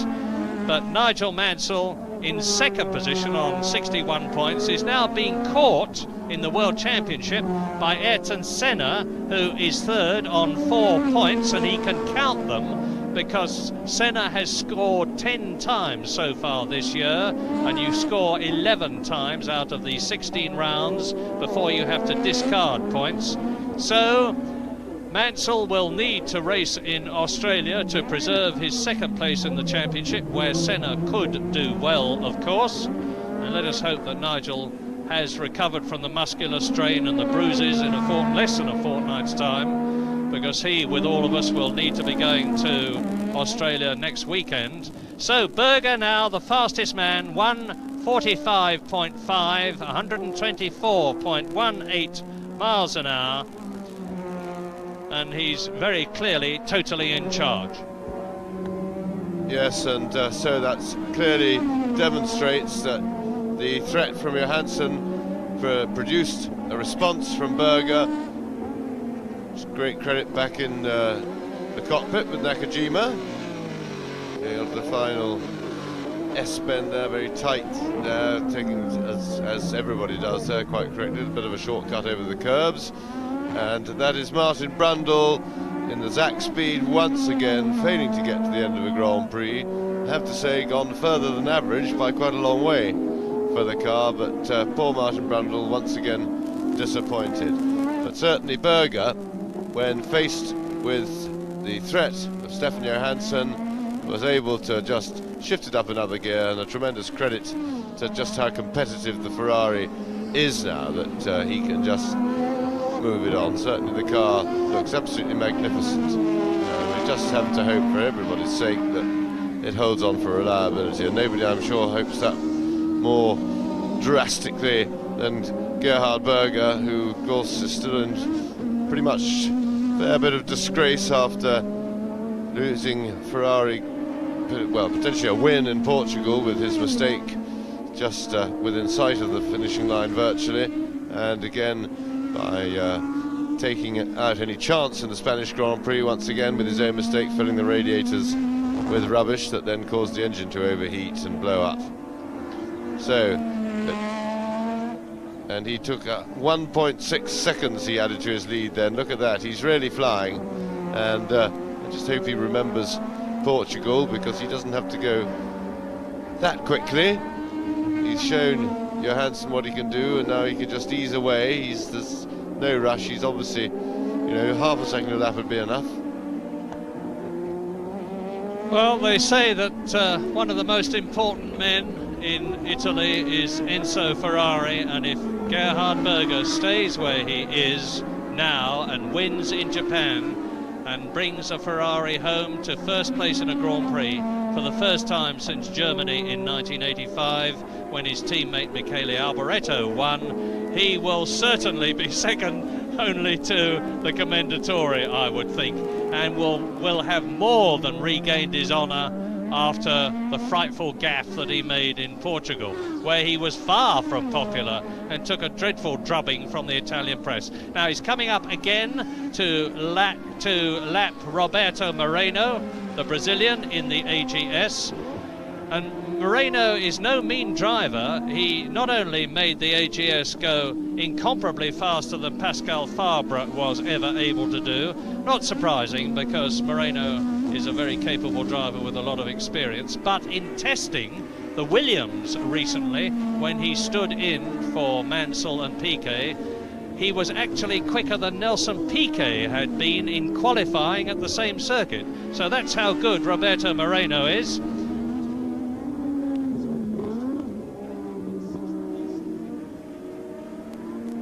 As you watch, Stefan Johansson there in second place. Alain Prost, his teammate, unseen by you, is motoring at incredible speed. He is only 60 seconds behind the sixth place man now, having been at one time over 2 laps down. So Prost is driving a magnificent race, which is no more than you would expect. Absolutely right, and he, Berger, side down the lap record on his fresh rubber soon after his stop, and that lasted for just over a lap, and because Prost then took it nearly half a second quicker than that. So Prost, quickest man on the circuit. Of course, remember that's Johansson we're looking at, but Prost is in with the possibility of getting into the points at least, just as some small consolation for himself.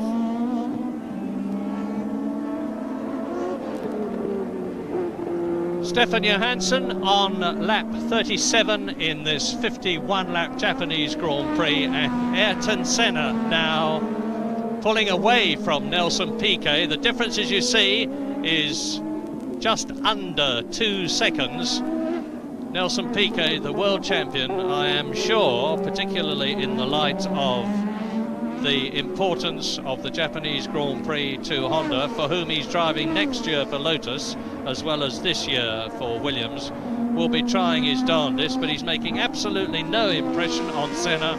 Race order, lap 38 out of 51 is Gerhard Berger leading Stefan Johansson by over 6 seconds. Ayrton Senna that you are looking at in third place, and you should see in a moment Nelson Piquet, there he is in fourth place, completing another lap. Fifth position is Michele Alboreto. Sixth in the World Championship points, again Satoru Nakajima in the Lotus Honda. Seventh is Thierry Boutsen. In eighth position it is Eddie Cheever, going well again. The Arrows have had a much better year this year than before. In ninth position it is Ricardo Patrese, who finished third in Mexico. Still 10th and leading the 3.5 litre category, and on course for the World Championship in the atmospheric class, Jonathan Palmer. And in 11th position is Derek Warwick, and Piquet is now really forcing Senna. Yes, he certainly is. He's still trying to find a way around, and it is unfortunately a testimony to this circuit, the fact that they've been nose to tail for a very big proportion of the race that we've had so far, and yet quite a slide there by Piquet, but no problem, well enough held.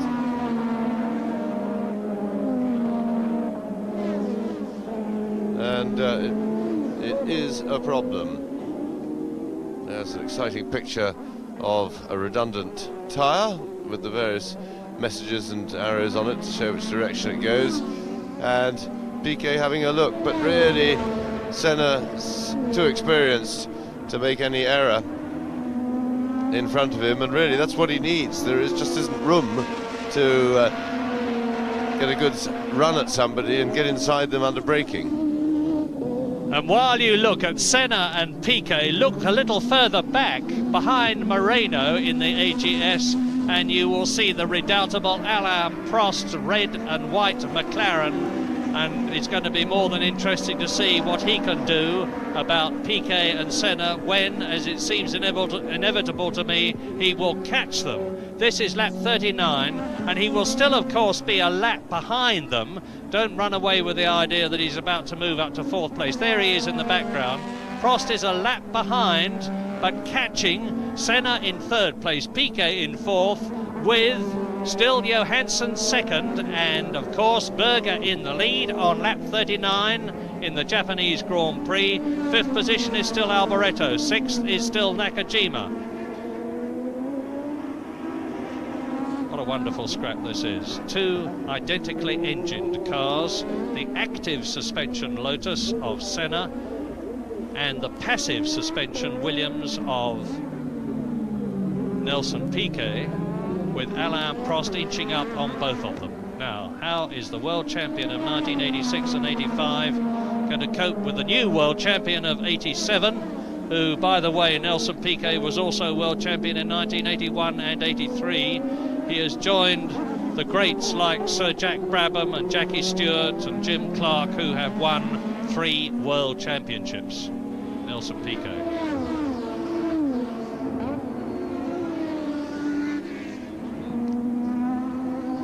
Berger leading in the Ferrari, but Alboreto now in 5th position.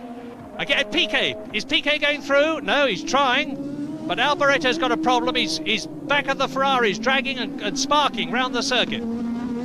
Yes, that could well be a puncture, and car just sitting down a little bit too much if one of the rear tyres has picked up a puncture.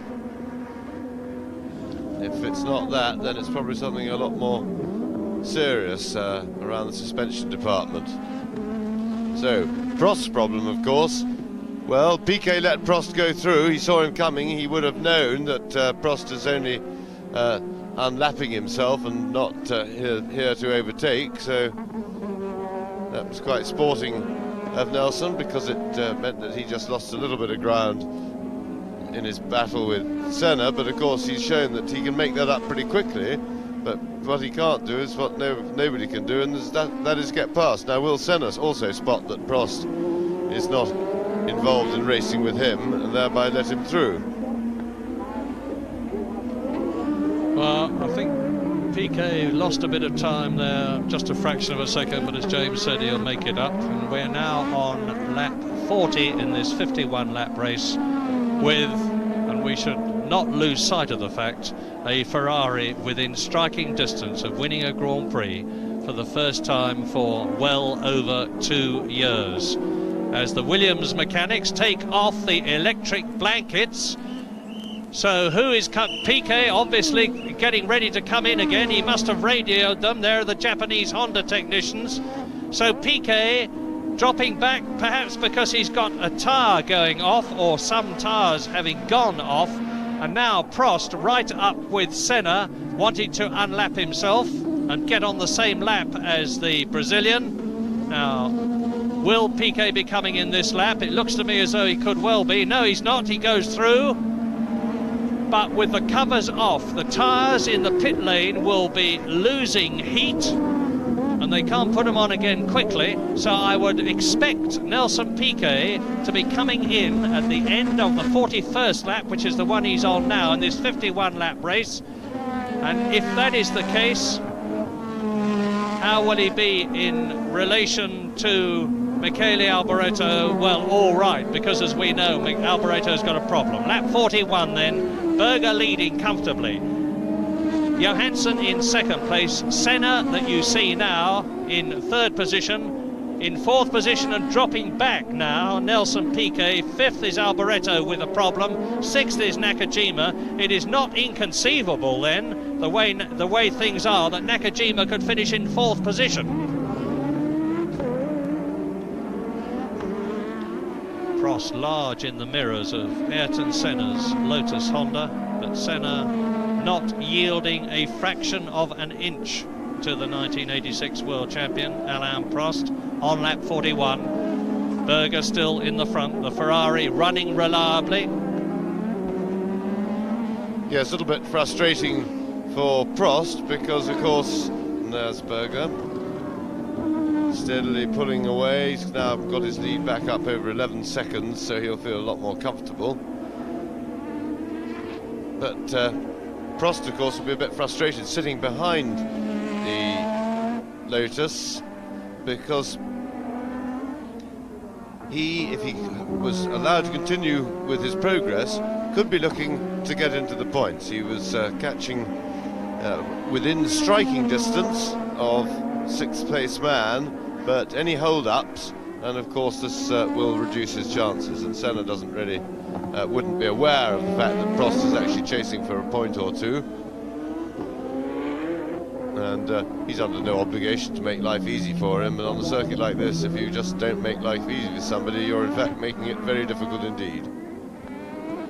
Well, as you watch Gerhard Berger now, the question is, could Nigel Mansell, had he been fit, have done any better than his teammate Nelson Piquet has done here in Japan? Because to the chagrin of Honda, it looks as though they are not going to win here, because Berger is going so well in the Ferrari, and then there is Johansson in the tag engine McLaren, still ahead of the Honda runners.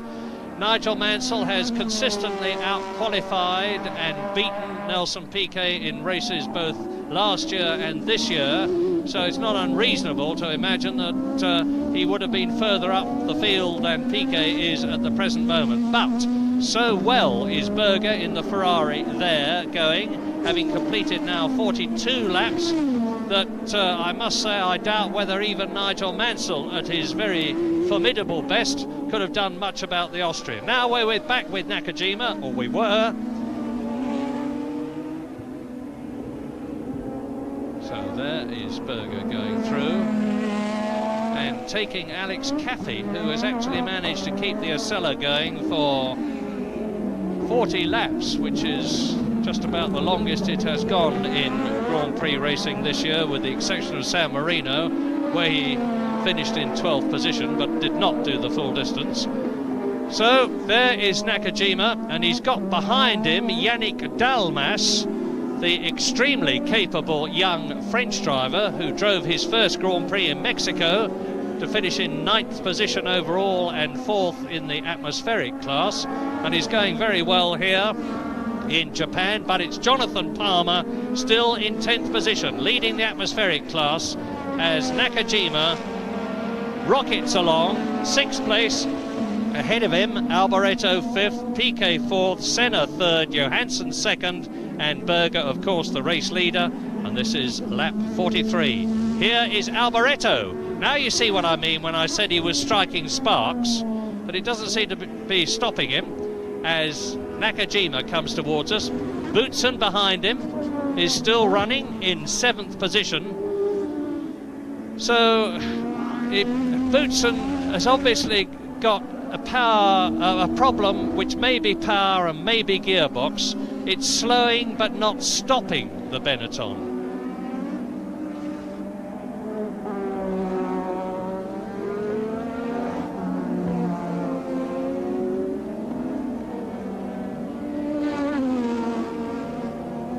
So as we look at Satoru Nakajima, we were all expecting and frankly hoping that the World Championship would be decided at the Australian Grand Prix in a fortnight's time on November the 15th at Adelaide between Nelson Piquet and Nigel Mansell. That was not to be, but here in Japan, as we ride with Nakajima in the Lotus Honda, we have the stimulating prospect of a Ferrari winning and a McLaren finishing in 2nd place, and that augurs well for Adelaide in a fortnight's time, particularly if Nigel Mansell is fit and back in the Williams Honda for his last race. And Moreno out. Roberto Moreno out in the AGS, looking a lot older than his 28 years with his bald patch showing. Roberto Moreno, the good-humoured Brazilian, out of his first Grand Prix on the 44th lap of the leader, although Moreno is some 2 or 3 laps behind him. So, as I was saying, Nigel Mansell hopefully will be driving at Adelaide, and it would be his last race in a Williams Honda, because next year he will be driving a Williams Judd. And for those of you who are not closely in touch with Grand Prix racing and are wondering how the Williams will go with a Judd engine next year, as you look at Berger leading on the 44th lap out of 51, the good news is that the March team, who with Ligier and Williams will be using the Judd engine next year, were testing it this week with Maurizio Gugelmin driving, and it went extremely well. Better, they said, than the 3.5 litre Cosworth engine. And since The turbo engines with 2.5 bar boost and only 150 litres of fuel next year are still a bit of an unknown quantity in terms of power and longevity. It could well be that the 3.5 litre more advanced atmospheric engines will give the turbos a run for their money in 1988. So Berger leads, and he's now on lap 45.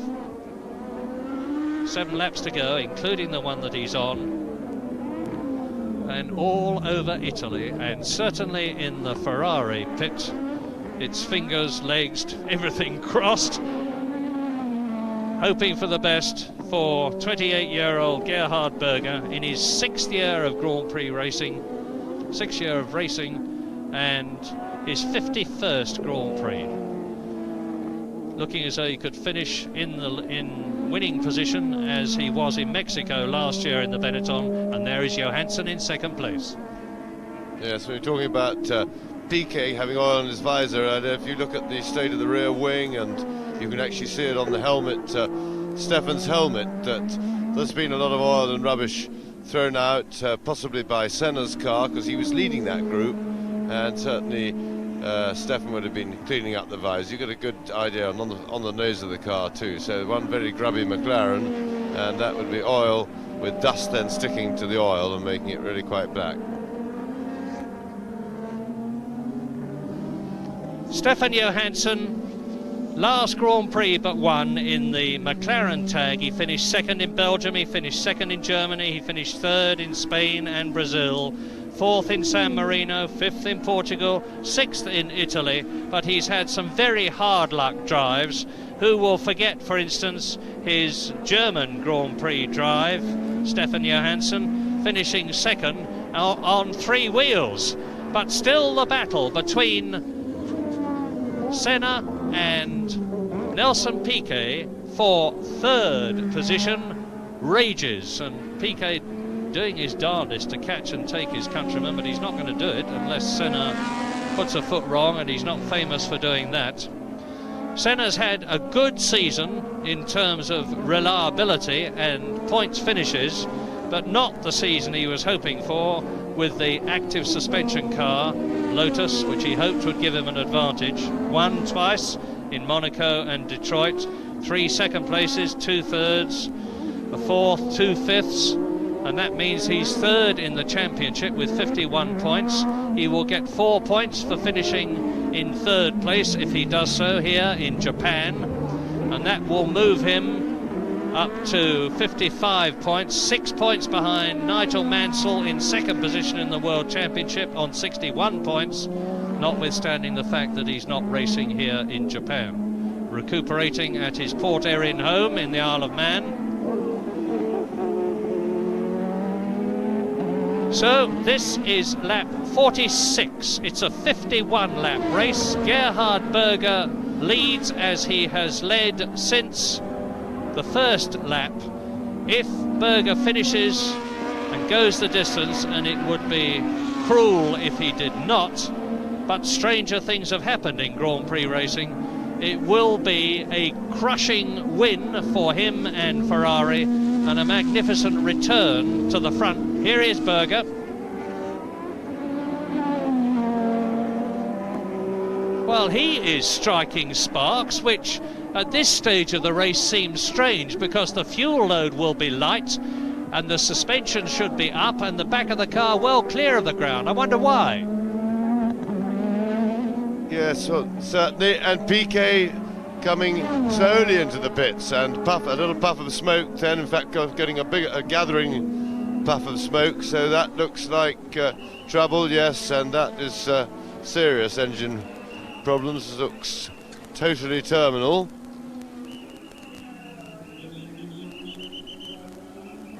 And I'm sure that's the end. Yes, indeed it is. Piquet was just getting his belts undone then and jumped out of the car, so disappointment for Honda. But remember, of course, they still got Senna manfully clinging on to 2nd place. Well, of course, the pressure is now off him with Piquet out, and some fairly glum local faces there by the Honda engine men themselves. And that's not too much of a disappointment for Nelson. He's won the World Championship, and congratulations to him, although big commiserations to Nigel Mansell that he wasn't at least able to have a shot at it. And what an unfortunate moment to make a mistake and have an accident like as he did on Friday, and particularly to get that bashed around that he's unable to drive this weekend. A real shame.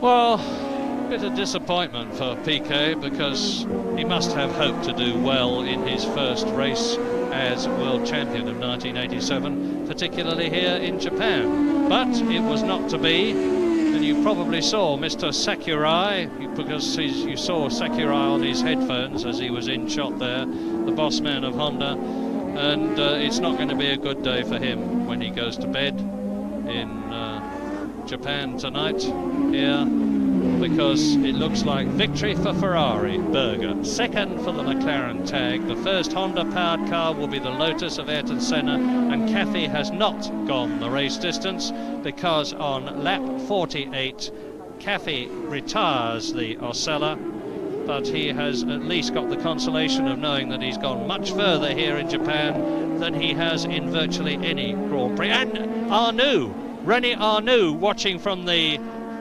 side of the course out in the Ligier. He's not been in the running. This is lap 48, and all of a sudden they're disappearing. But Berger is not amongst those who are disappearing. He's going extremely well. 15 seconds now ahead of Stefan Johansson. Senna third, Alboreto up to fourth, Boutsen to fifth, and Boutsen, you will notice, has got past Nakajima. So he must have put a new battery in the engine management system or something, because all of a sudden Boutsen or the Benetton or the Ford engine or all three of them have got a new lease of life, and up to fifth place goes Thierry Boutsen ahead of Nakajima, who has got Eddie Cheever right behind him. So is Nakajima going to lose his points position to Eddie Cheever? It looks like it. And Cheever's been going extremely well this season, 2 fourth places, and at the present moment is 9th equal in the World Championship, having won 3 races in the Jaguar, and he goes through and he takes Satoru Nakajima. Oh, this is a bad day for Japan. Bad for Honda, bad for Nakajima. This is lap 49 now, just 2 laps to go at the end of it, and the race order is Berger leading comfortably, Johansson in second place, Senna in third, up to fourth with the retirement of Piquet goes Alboreto. In fifth position now it's Boutsen, who has passed Nakajima, as has Eddie Cheever, who's now sixth, and down to seventh position then goes Nakajima in the yellow Lotus number 11 that you're looking at now. In eighth position it is Riccardo Patrese. In ninth position is Alain Prost, who's come up from last to ninth. In 10th position, still leading the 3.5 litre category and still on course for the World Championship in the atmospheric class, Jonathan Palmer. Berger will get 9 points to add to the 18 he already has. 27 points that will give him. But he will still be in 6th position in the World Championship, because Stefan Johansson will be in 2nd place, only 3 points in this race behind the winner, or the man who's showing every sign of being the winner. It never pays to say that until he's seen the checkered flag, which he will be doing very shortly, because he is now on his 50th lap in this 51-lap race. He being Gerhard Berger, who, one must say, has driven an immaculate race. Yes, I think he's been under very little pressure. He certainly has driven immaculately. He got the drop at the start. He piled away from the others for the first 3 or 4 laps, and then sat on his lead. I thought maybe a little bit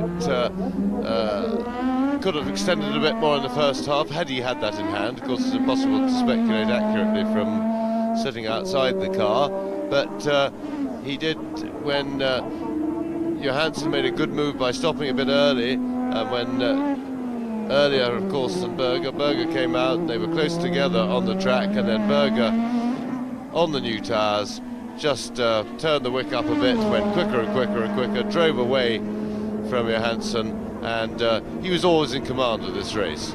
The one person who could and probably would have challenged him was Alain Prost, but Prost, of course, had a problem very much at the beginning of the race, had a puncture, the rear tyre shredded, and of course it's quite a long lap here. It happened early in the lap, so he had to drive a long way on no rear tyre basically, because it shreds, and that lost him an awful lot of time. So Gerhard Berger now starts his last lap, and this time no pressure as there was in Portugal, and at long last it looks as if we are going to have a Ferrari win. There is the picture from Nakajima's car. Nakajima fighting to hang on to a point in 6th place, but the man of the moment is Gerhard Berger, and the first win for Ferrari, if he can get it round these last few corners, since over 2 years ago in the German Grand Prix 1985. So, congratulations to everybody concerned at Ferrari. Mr. Ferrari himself, the great commendatore Enzo Ferrari, to his right-hand man Marco Piccinini, to Pierre Lardy, Ferrari himself, the commendatore's son, to John Barnard, the technical director, to Harvey Postlethwaite, who has done so much to get this car back towards the front again, to Joanne Wildeprat, who is the chief mechanic at Ferrari. All of them will be justifiably cock-a-hoop, and of course congratulations to Gerhard Berger, who is coming up now to take a touring and running out of fuel Eddie Cheever. It looks to me as though Eddie Cheever is going to lose that 6th position to Nakajima, because the Arrows is running out of fuel in the closing stages of the last lap. He's been lapped by Berger. Here is the man, and there are Ferrari. It's a wonderful moment for them. They haven't seen this for a very long time. Some of them won't ever have seen it again before, and now they're going to see it. Gerhard Berger wins the Japanese Grand Prix for Ferrari, their first Grand Prix win since Germany 1985. The Ferrari mechanics justifiably go mad with delight. They really deserve it. Berger wins. In 2nd place is Senna. Senna finishes in 2nd place. In the closing stages, he takes Stefan Johansson. What a dramatic finish to the Japanese Grand Prix. Ayrton Senna sprints across the line, and that means to say that he's going to be 2 points closer to Mansell in the Australian Grand Prix for 2nd place in the World Championship as Satoru Nakajima comes through. A dramatic finish, because with the producer naturally concentrating on Gerhard Berger winning for Ferrari in Japan for the first time for so long, we failed to see Ayrton Senna sprinting through and going across the line in front of Stefan Johansson. So Honda-powered Lotus finishes 2nd, not good enough as far as Honda are concerned. Victory for Ferrari. 2nd, Berger that is. 2nd is Senna. 3rd is Johansson. 4th, Ferrari. A wonderful race for the Italian concern. Alboreto in 4th position. And there is Boutsen finishes in 5th position. Now we're waiting to see who comes through in 6th place, and it should be Nakajima, because we saw Nakajima finishes in 6th position to a big cheer from the Japanese crowd. He's taken that 6th place because the unfortunate Eddie Cheever runs out of fuel on the last lap, and there is the confirmation. Berger finishes 17 seconds ahead of Senna, who finishes 0.3 of a second ahead of Johansson. In 4th place, Michele Alboreto. And there is Nakajima. Well, he's just saved his honor by getting that. Ist heute gefallen. Jonathan Palmer wurde 8. und damit inoffiziell Weltmeister. Der Saugmotorfahrer in der Weltmeisterschaft hat Gerhard Berger schon 27 Punkte. 3 Punkte fehlen ihm noch auf Stefan Johansson. In 2 years, last year the Benetton BMW first in Mexico. This year for Ferrari, first in Japan. So the winner of the Japanese Grand Prix, Gerhard Berger.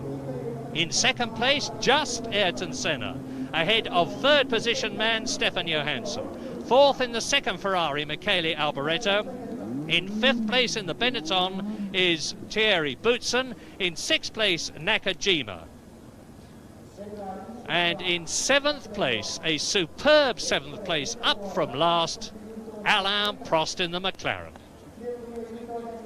Now, wonderful news too is the fact that Jonathan Palmer finished not 10th, not 9th, but 8th to win the atmospheric class and the World Championship in the 3.5 litre category. And Michele Alboreto on the right, 4th, congratulates Gerhard Berger, the winner. Now, the Drivers' Championship is very interesting indeed. Nelson Piquet is, of course, the world champion of 1987. Nigel Mansell is second, but only 4 points behind him now, thanks to his second place here in Japan, is Ayrton Senna. In fourth position is Alain Prost. Fifth, much closer, Stefan Johansson, thanks to his position here in Japan. And in sixth place, Gerhard Berger. Franco Lini in the middle, the Italian journalist who is an ex-Ferrari team manager, obviously beside himself with excitement and pleasure, having seen a Ferrari win again. And Berger walks in with Alboreto in the red overalls on the right, Senna in the yellow overalls on the left. Senna having achieved a superb second place in the closing feat on Suzuka. Ja, jetzt hätten wir gern zugehört, was er da zu erzählen hat. Im ersten Training nach wenigen Runden jeder Fahrer völlig erschöpft ausgestiegen, hochrot im Gesicht. Eine Strecke, die den Fahrern wirklich sehr, sehr zugesetzt hat. Gerhard Berger gewinnt also seinen zweiten Grand Prix. Voriges Jahr mit dem Benetton BMW in Mexiko. Und heuer mit dem Ferrari in Japan. In Europa hat er also noch nie gewonnen. Sehr, sehr viele seiner besten Rennen fuhr Gerhard Berger in Übersee. Stefan Johansson ist ein etwas enttäuschter Dritter. Um 3 Zehntelsekunden hat er den zweiten Platz gegen Ayrton Senna verpasst. Noch einmal die ersten 6. Berger, Senna, Johansson, Alboreto, Boutsen und Nakajima. Eine fast schlaflose Nacht für Gerhard Berger heute. Ab 3 Uhr früh war er munter. Hat am Anfang geglaubt, es könnte kritisch werden, weil er nicht genug Schlaf hat, dass er vielleicht nicht genug ausgeruht in diesen sehr, sehr schwierigen Grand Prix gehen würde. Hier ein trauriger Piercarlo Cinzani. Schaut so aus, als wäre auch ihm der Sprit ausgegangen, genau wie Riccardo Patrese. Das Ergebnis wurde in den letzten Runden also noch ein bisschen durcheinandergewürfelt. Die ersten 6 noch einmal. Gerhard Berger auf Ferrari gewinnt 17,3 Sekunden vor Ayrton Senna auf Lotus. Dritter Stefan Johansson, vierter Michele Alboreto, fünfter Thierry Boutsen und sechster der Japaner Satoru Nakajima. Siebenter Alain Prost, achter Jonathan Palmer, neunter Eddie Cheever und zehnter Derek Warwick.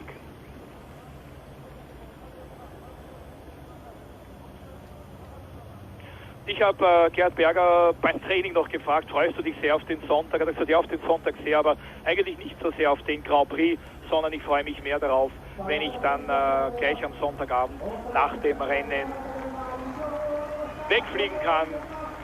Er wird zu einem seiner Entdecker fahren, zum Tiroler Convalexius, der jetzt in Südostasien lebt.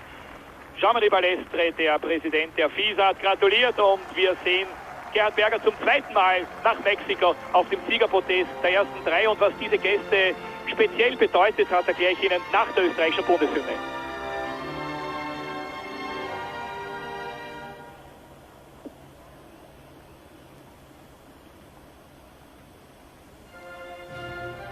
Nach der österreichischen Hymne ist die zündende italienische Hymne für Ferrari.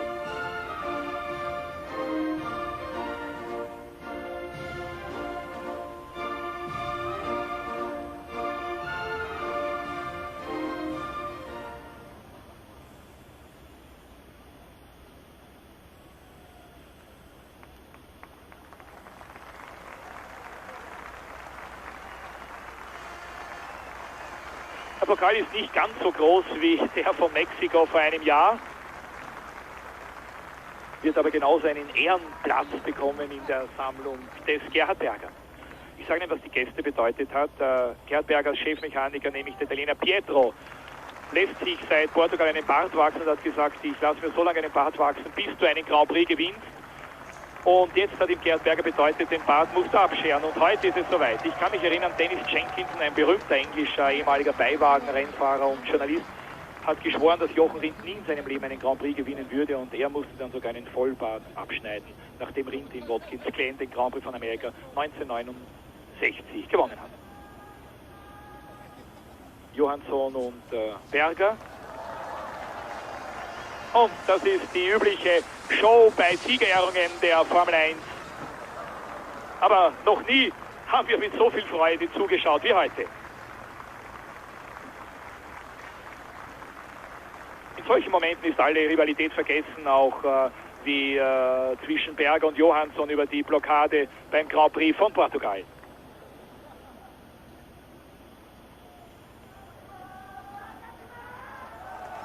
Bravo, Gerhard Berger. Erster Ferrari-Sieg seit über 2 Jahren. Zweiter Grand Prix-Sieg seiner Karriere.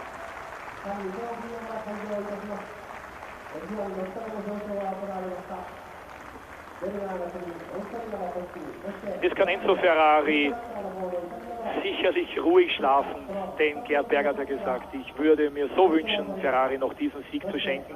Und auch für Berger ist dieser Sieg sehr, sehr wichtig gewesen.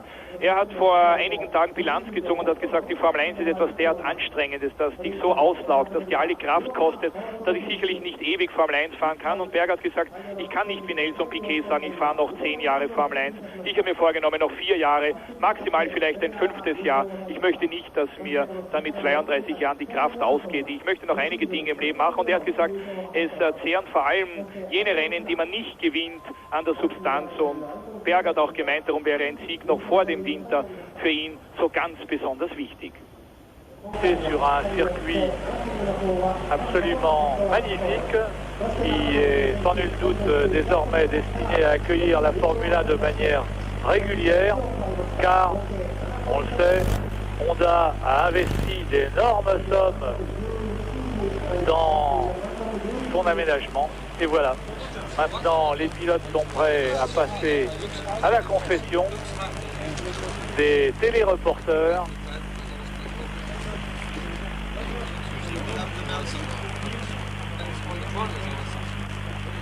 Et vous entendrez tout à l'heure dans Automoto, après un résumé de ce Grand Prix, vous entendrez tout à l'heure donc les impressions des pilotes recueillies par Christian Van Ryswyk. Donc je vais maintenant vous rendre l'antenne. Je vous rappelle que donc Gerhard Berger a remporté ce Grand Prix du Japon sur le circuit de Suzuka. C'était un reportage superbe d'ailleurs de Fuji Télévision avec les commentaires de... Und jetzt hören wir das Sieginterview mit Gerhard Berger. Bitte, liebe Zuschauer, bleiben Sie noch ein paar Minuten bei uns. Yes, we worked very hard, and the car was quite bad in the beginning of the season, but it improved every race. And now I was leading twice, and the car stopped after half distance, or I had some problems. But this time the car was just right and had no problems, and it was easy. Darf ich Ihnen ganz schnell übersetzen? Sie haben sicherlich verstanden, aber nur der Vollständigkeit halber. Wir haben sehr, sehr gearbeitet. Der Ferrari war am Beginn der Saison ziemlich schlecht. Damals ein Rückstand von 4,5 Sekunden noch in Rio im Grand Prix von Brasilien, aber wir haben das Auto immer besser gemacht. Jetzt habe ich zweimal geführt, aber der Wagen hat immer wieder Probleme, einmal bei Halbdistanz gestoppt oder sonstige Schwierigkeiten. Heute ist eben alles richtig gelaufen, hat Berger erzählt. Liebe Zuschauer, das war's. Live von Suzuka Circuit aus Japan. Wir gratulieren noch einmal Gerhard Berger und Ferrari zum heutigen großartigen Sieg. Ihnen danke ich fürs zeitige Aufstehen. Bin sicher, Sie haben es nicht bereut. Kann mich bei Ihnen nur entschuldigen für meine Stimme. Es ist ein Grippevirus momentan im Grand Prix-Zirkus. Auch mich hat es ein bisschen erwischt. Ich hoffe, Sie konnten trotzdem einigermaßen verstehen mit diesen Worten des großen Siegers Gerhard Berger möchte mich von Ihnen aus Japan verabschieden. Nächster Grand Prix in 2 Wochen in Adelaide in Australien. Und für Sie alle noch einen recht schönen Sonntag. It must be a relief for you and certainly for Ferrari. Yeah, it's very nice, and it was hard work this year to come to this point, but now we are there and we win a race, and now we have to work again harder to win some other race. What did you feel when all of a sudden there didn't seem to be anyone in your mirrors? Yeah, this is always a nice feeling if nobody's in the mirrors, but Stefan was one time there, quite big, huh? so one time I had to push quite hard, but most then there was no problem. Any problems at all during the race? No problem. So, and the engine felt good as well? Everything was right, no problems. And what do you think now, the end of the Ferrari drought of wins, what do you think Italy's going to feel? I hope I get some more fans in Italy, but in the end it's important to win. Doesn't matter for Italy, for Germany, for Austria. Important thing is to win. Well, now you've won 2 penultimate races in the championship, you've got to start winning a little earlier in the season, I think. I wasn't very lucky, but I shouldn't say it wasn't very lucky. A lot of problems was there, and we had to fix the problems. And now we win, but still I think we have to work hard, especially on engine side, come to the bar. Well, after the disappointment of Portugal when you spun in the last few laps, here you look totally dominant. The Ferrari is really improving now. Yeah, but I have to say I had not so much pressure here than I had in Portugal. And the car improved every race, and we every race find some small things to improve it. So now we are coming close to a winning car, or now we have a winning car. We've had a few spills. Of course, Spain was a big disappointment for me when I was leading, and would have been in with a chance for points finish when a certain French driver ran in the side of me. But it's been challenging, and I think because the racing has been so close, and because it's been so important to get the car optimised and really not make any mistakes, fine detail stuff has really made the difference this year between winning or losing, and that's really how motor racing should be. Well, talking about losing, poor Nigel Mansell, of course, lost out in a big way here, and he's back home probably watching on the BBC tonight. So any message for Nigel for next year?